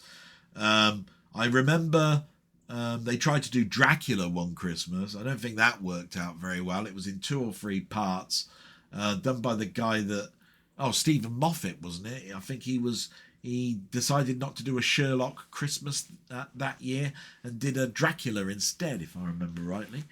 But that's not a ghost story. No, these are specific ghost stories that are read out and dramatised with a guest star that did them.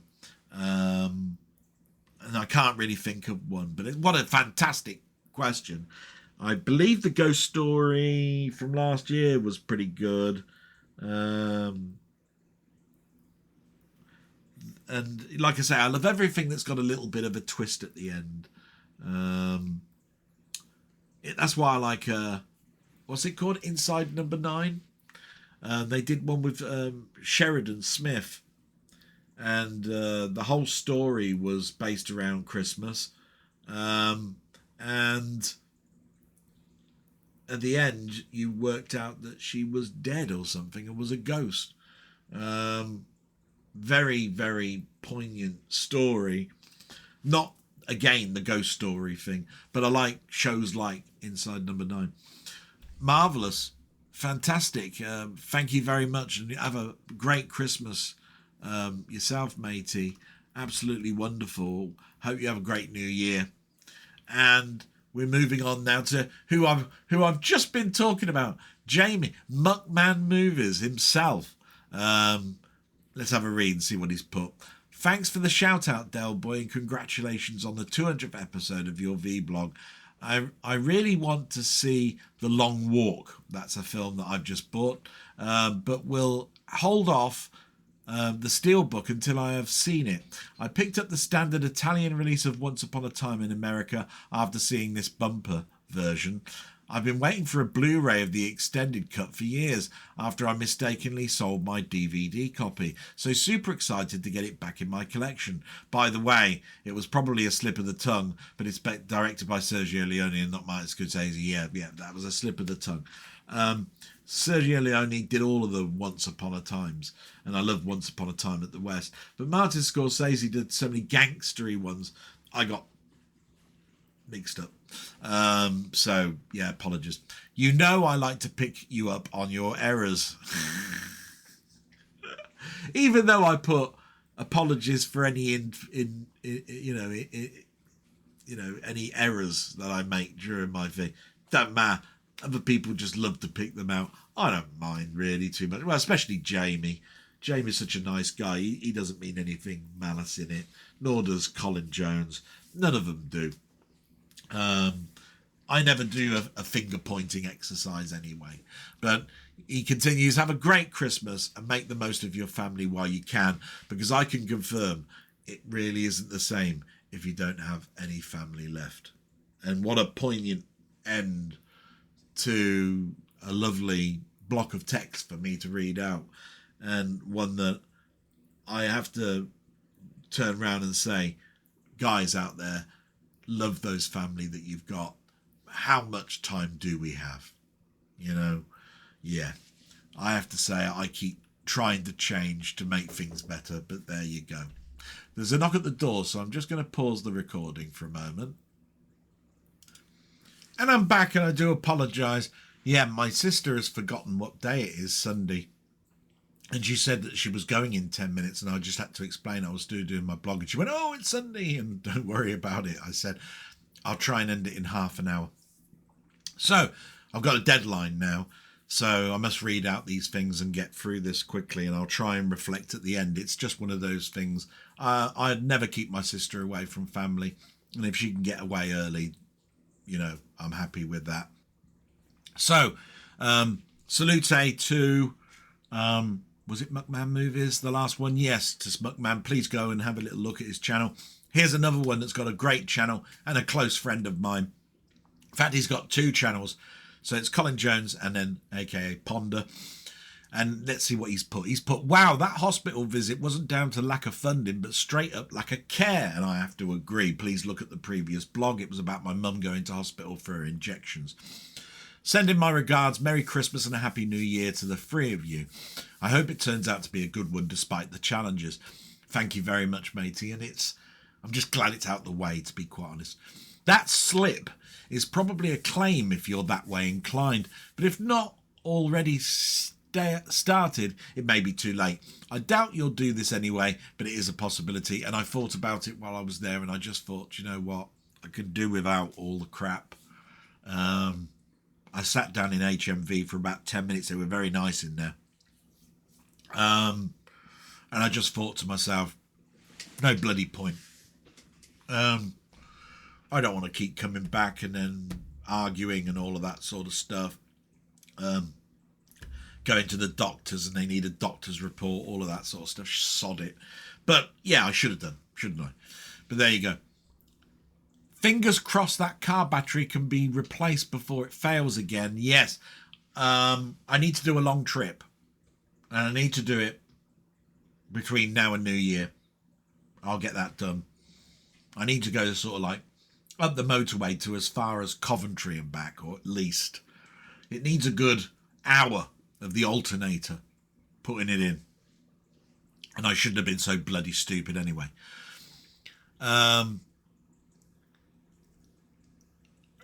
Let's see what he's put.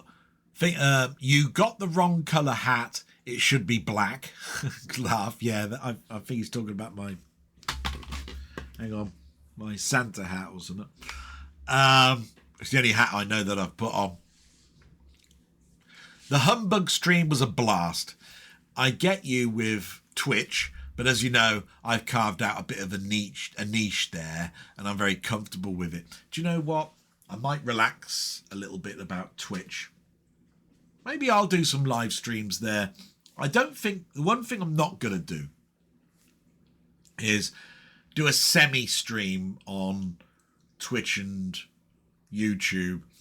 If I go on there, I would just say I'm mostly on YouTube. I might do a little bit like Steve does, maybe. Don't know. Excuse me a minute. I used to have a website, Google Plus page, etc., called Wronglish. Wronglish? For terrible spelling, grammar, etc., seen out in public. I can live with it in social media posts and chat, but when I see it on display, it's an open invitation for merciless piss take. Yeah, I agree with that. Something I learned many years ago, do not feed the trolls. It's just not worth it. Yeah, we had them in a stream on Wednesday. Basically, we just went, who gives a shit? I'm just going to point out this one thing. Women don't spend time making themselves look good for us. They do it for themselves. This is better anyway. Yeah, but I do think there are some that do it for others, you know. I know that my sister does my mum's hair and curls it and all of that sort of stuff. She does that for her. But she does it also because of guests. And there have been many times that I've had a girlfriend and they've dressed up to the nines and they've come out and said, do you think I look good enough for the event that we're going to? Because I want to look good for you. That is a comment that has been made to me. And I've been very taken aback with that comment. Because I always thought, wow, you're doing all this stuff. Don't you understand? I said, you know, your skin's soft enough. You're doing it for yourself. Come on, we've got to get going for an event. When someone says that to you, you just know that you're onto a winner with a lovely girl. You know what I mean? I think the only person I've seen you block many times has been Catman or on Alan's streams. Yes, I miss all the doing that. I am going to make a concerted effort to try and get back to more of Mainmeister's streams. I'm watching them on catch up because he streams them before my mum goes to bed, and streams on a time where I'm doing a stream anyway. It's not for lack of trying. It's conflict. What can I do about that? I miss it. I miss my camaraderie with my friend Mainmeister, but I can't stop him choosing a day that he knows that I'm, you know, doing something on. And he's always done his streams at 7 or 8 o'clock, so you can't expect him to change that. So, you know, it's one of those things. I hope he doesn't take my moderation away, because I'll always try and be there and say hello and Merry Christmas and all of that sort of stuff. But that's how it's turned out.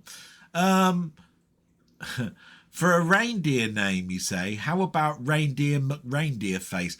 I did think of Boaty McBoatface when I was doing all of that stuff, but I thought, everybody's going to know that one. And then you put 10p Podcast Challenge. I do know where he's coming from. My question. What are your favourite sports-based games from the 1980s and 90s? This could be arcade, computer or console. So we're talking arcade games, sports. Hypersports, well up there. Decathlon, love that.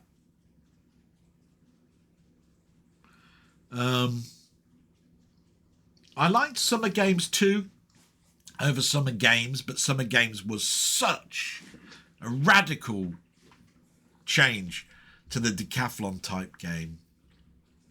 I liked future sports stuff. I know Mainmeister's not into, you know, the Bitmap Brothers future sport games.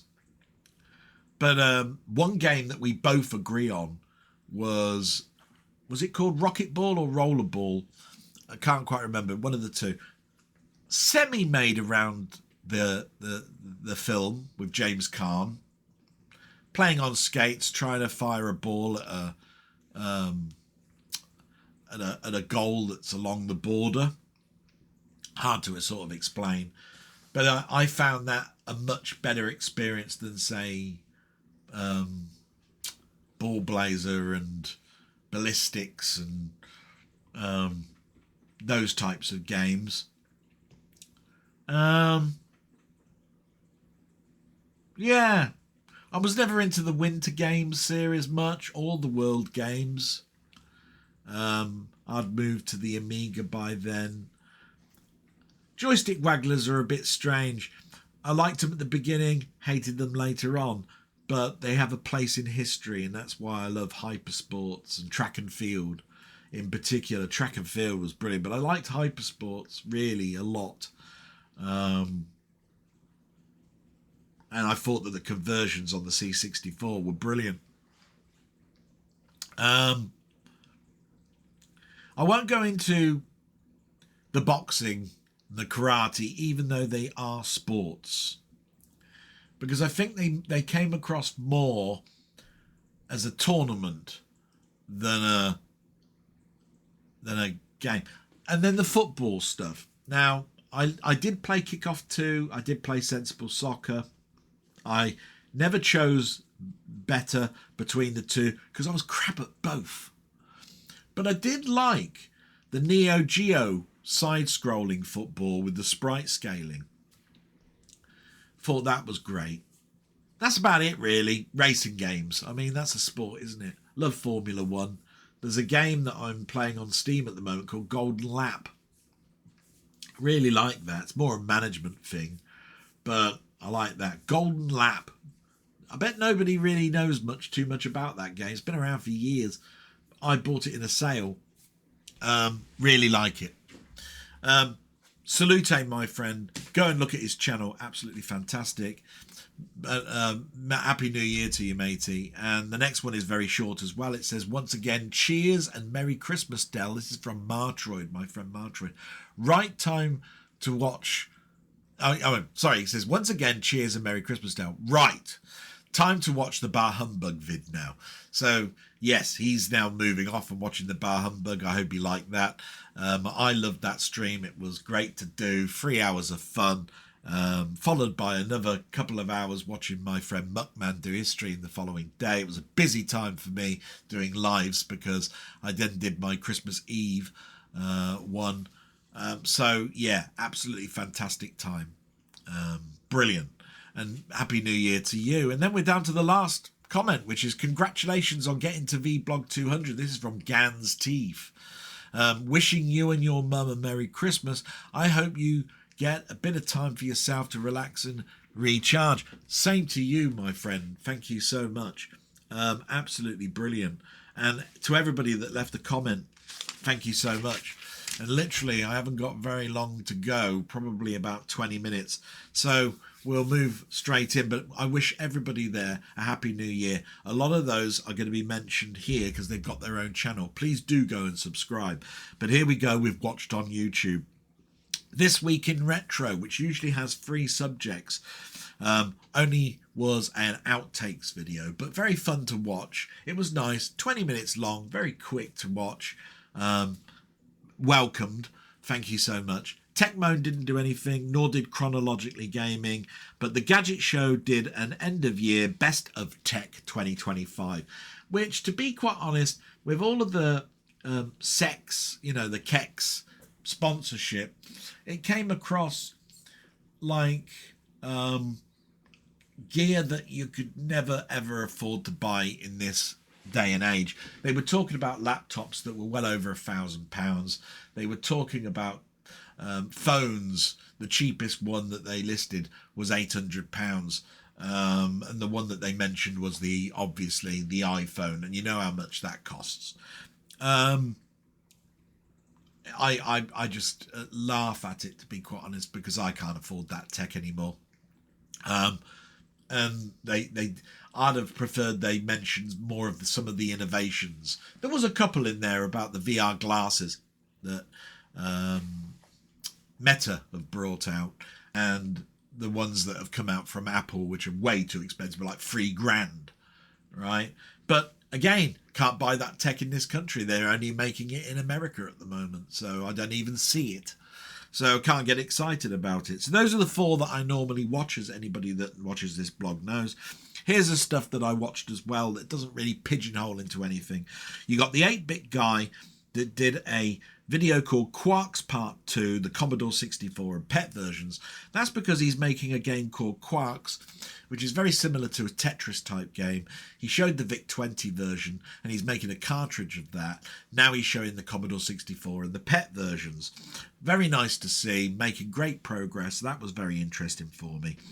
Then there was a video from a site called Still Only 35 Cents. It was Alan Moore's Captain Britain work proves he's a genius. And I have to agree with this. Captain Britain was a superhero that I bought in this country because it was Marvel's first British hero that was in his own comic without being a reprint from America. I was very interested in it, but it was staggered. It was on and off. It ran for about 39 issues. Then it actually cancelled its own comic, went into Hulk comic, then cancelled that, went into a monthly comic called Marvel, Mighty World of Marvel, etc., etc. In all of this time, different writers, different artists came on. Alan Moore came along and changed Captain Britain forever. Changed his costume, changed how Captain Britain would be forever. And you have to read his run to know what I'm talking about. And there's a lot of politics in the story just before the end of Captain Britain. In that era anyway. Please go and look at that. Then we get to another channel called Just Jamie Retro Realm. He talked about the Amiga Game Selector latest version, version 3. That's because just before Christmas, the new version or new build of the Amiga Game Selector came out for you to download. And I've just got around to doing that. It's done by BitTorrents, but there are a lot of bug fixes, a few more extra games, some improvements to the interface. Very, very good. I would definitely recommend downloading that. So that's Just Jamie Retro Realm. Then you've got Special Mark Productions. The reason I like this is the episode I watched was Star Trek: The Motion Picture Director's Cut, the Times 2 vinyl release review. So it's the 2-album gatefold of Star Trek: The Motion Picture Director's Cut soundtrack by Jerry Goldsmith. Comes in many different types. There's a holographic cover one, which is standard for all of them, but then they've done a glow-in-the-dark cover, a special ink cover, black, standard black for vinyl, and black with Starfield speckle effects. You can still get it. It came out in late 2024, and you can still get it, and I'd love it. Unfortunately, I don't have at the moment 38 quid, which is how much it costs, and they only, I think, have the glow-in-the-dark and the black vinyl left. I'd have liked the Vija cloud sort of speckly sort of blue and white version, but Star Trek: The Motion Picture, I have to buy everything, you know, and I've got the treble CD, but I'd love the double gatefold of it. That'd be one of the things that I'd buy for myself, and I could have bought it myself for Christmas if I'd had enough money, but there you go. Then there is the channel called Tom Baker Official. Everybody, I think, has watched this who's a Doctor Who fan. It was Tom Baker's Christmas Message 2025. And he opened up his Christmas present for Christmas. He's the Doctor from my time of watching Doctor Who in the 70s, mid to late 70s and start of 1980. What a great character. What a distinctive voice he's got. Fantastic Christmas message. And then there's a channel called Alexander Balboa. I don't think it's any relation, but the video was a behind the scenes of the film Rocky Balboa. That's the last of the Rocky films really in that franchise, where he comes back and fights a world-renowned boxing champ. But he's now in his 50s. How does a guy in his 50s beat a person in his 20s that is a world leader in boxing? It was an interesting film. I did enjoy it. Stallone was beefed up to what magnitude in his 50s? Or he's supposed to be in his 50s. I think he was in his 60s when he was doing it. So, yeah. So we move on to film, TV and soundtracks. And we get to Ian Hill, The Ramblings. And you know he's a very close friend of mine. And I basically do a live stream with him. And he just does so much stuff. And here's the stuff that he's been doing. Christmas week. We've got top 5 historical films 1968 to 74. Doctor Who review of the Aztecs. That's a William Hartnell episode. Brilliant as well. X-Files Season 5 Episode 11 review. SFX Christmas review. That's the magazine for Christmas 2025. And A Live with Me. Brilliant. And he's doing a live this time on Wednesday. Please come and join us. Moving on. And by the way, have a really grand time. I had to bring that in.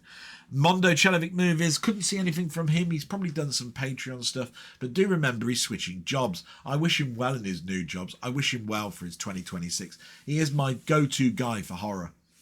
So absolutely fantastic. Then we've got my friend Through the Lens. What a great chap.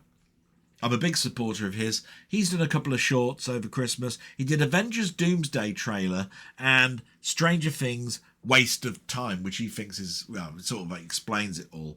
The one thing I will disagree with his short, he was talking about Avengers Doomsday trailer and how it was a waste of time and they shouldn't be doing what they're doing. What you have to remember is if you're not familiar with the comics, you probably are not going to agree with the trailer.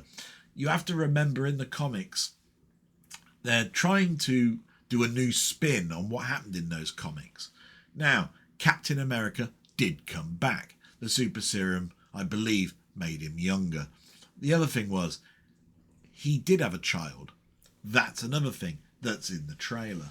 Another thing, they have got to end the multiverse. They have been trapped for the last 5-6 years of doing this multiverse stuff. And therefore, you've got to continue that story to the end, regardless of how shit it is. Right? So, does the Avengers Doomsday trailer work? From my point of view, I don't care. What I know is multiverse ends when we get to the end point. And Avengers Doomsday is not that. And that's why you've got to do this. And why you've got to understand that Steve Rogers is in a different multiverse. Yes? Have to understand. He came out of a multiverse back into the where everything is. He's old. Right? But there are other Captain Americas, like there are other Doctor Dooms. That is why it's called Avengers Doomsday. Right? So, there you go. Only little thing that I have to bring into the mix. Otherwise, I totally get his standpoint. I'm sort of semi in agreement with him. Then we move to Did You See That? He did a review of Avatar Fire and Ash, which a lot of people have done, and The Housemaid. Haven't seen The Housemaid. It actually sounds quite interesting. It might do that. Then we get to Muckman-Movies, and I've already mentioned he did a favourite Christmas films live stream last Sunday, which you can go and see. Please do so. Then you've got Commode on Film. He did Wake Up Dead Man. Bit of a spoiler review on that one. And Commode and Mayo's Take, where they did their best and worst films of the year. So that was worth watching because it's the end of the year and you get to talk and see about those films.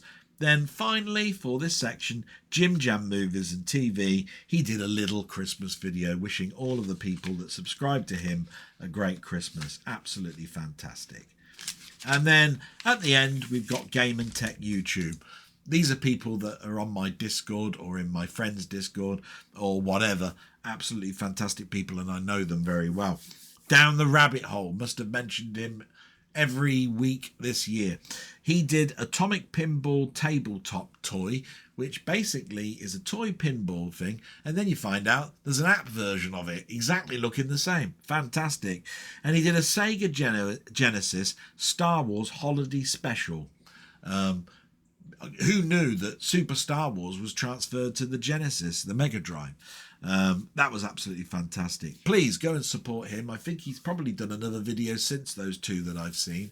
He always does one on after I've done this blog or on the same day. So I may have missed one. Please go and have a look at his channel. Definitely worth. And his sister's channel through the footnotes, I think it's called. I'll have to remember that. I do apologise, but it's all mentioned on his channel. Go and have a little look. Robert's Retro Gaming, or Canadian Royalty. What he's done this week. Jesus, look at this. It takes up so much bloody room on my pad. Right. He did Dwarf Fortress Classic Episode 19, Minecraft Play Episode 174, Commodore 64 gameplay of Dig Dug, SNES gameplay of Kirby Superstar, and Atari 8-bit gameplay of Master Chess and Badger Buggies. And that's where that thing I was talking about with the Commodore 64 and Dig Dug, that was done by Atari Soft in 1983, 82. The 64 was so new. Its sprites were, big, blocky. People didn't know how to, use proper sprite multiplexing and stuff. So, yeah. Absolutely fantastic channel. Please go and have a little look. Canadian Royalty. He's having a bit of a Christmas holiday with his... Well, I tell you now, he records things in advance and puts them out. So there's going to be a ton of stuff this week for you to watch. Then we got Steve's Gaming Part 2. Or my friend, fucking hate you, you little bastard. You Grinch, you little shit. I have to do it. It's the law. He did Advent Calendar. 21st of December to the 25th, plus extras. He's done those good and bad spins and played some games to the end, and it's still going now, extras coming out, and we're still not at New Year yet. I'm pretty sure you're just going to keep watching lots and lots of videos. Then we move to, and please go and subscribe to him, go and have a look. And the same for this guy, Colin Jones, aka Ponder. He did his 97th Vlog, so it's the one before Christmas. Definitely worth watching. And he's having a go at the Mainmeister High Score Kerfuffle Puzzle Loop 2. Here's a thing for you, Colin. I might join you doing one of the high score challenges this year. It's what I'll aim to do. How's that? That's my pledge this year for me to try and rise to the occasion. Then we moved to Seb's place. He did a Moles and Magazines end of year special. Wasn't too long. Loved it. Absolutely marvellous. I like to have little collaboration videos. They're fantastic. And finally, Merry Christmas and Happy New Year to my friend Mainmeister, who I haven't been able to speak to at all this Christmas. And he hasn't called me and I haven't called him. And I got no idea what he's up to. But he did a live stream, Spectrum Space Invaders clone. He did a Christmas Eve live stream. He did a Christmas Eve ramble. And he did a Manic Master is Live Boxing Day. I don't know quite why I've wrote that. I'm not quite sure. But I think he did a live Boxing Day stream. But again, I've looked at all of those, but I haven't taken it in too much because it's at a time where I'm looking after my mum and it's very difficult to get caught up. And that's the end. A reflection. I'm going to do what I do every year, and I don't have a New Year's resolution, but if I did, it was do things differently this year because last year didn't work. That's usually my New Year's resolution. It's going to be the same. I've got to do things differently this year. It's going to be change like it's been all this year. I need to do more on this channel. I will be. That's the pledge. I'll try and pre-record and do things in advance. That's going to be the way to do it. And my only thing is that I just wish everybody out there a great new year. 2026 has got to be better than 2025. I say that, though, every year. I said that about 2024 when 2023 was coming to an end and everything else. So with that, my reflection mood is love everybody. Please give everybody a chance. Please don't be too picky. Please try not to be too negative. We know that they're all in there, but sometimes we need a little bit of joy. That's what my message will be, I think, this year coming. And with that, I'm going to say salute. Happy New Year to everybody. You will be seeing more blogs from me, but most importantly, you will be seeing more content from me. Please go and support all of my friends. Go and subscribe to them now. Don't bother listening to this bit. Just go now. And with that, salute and goodbye. Bye-bye.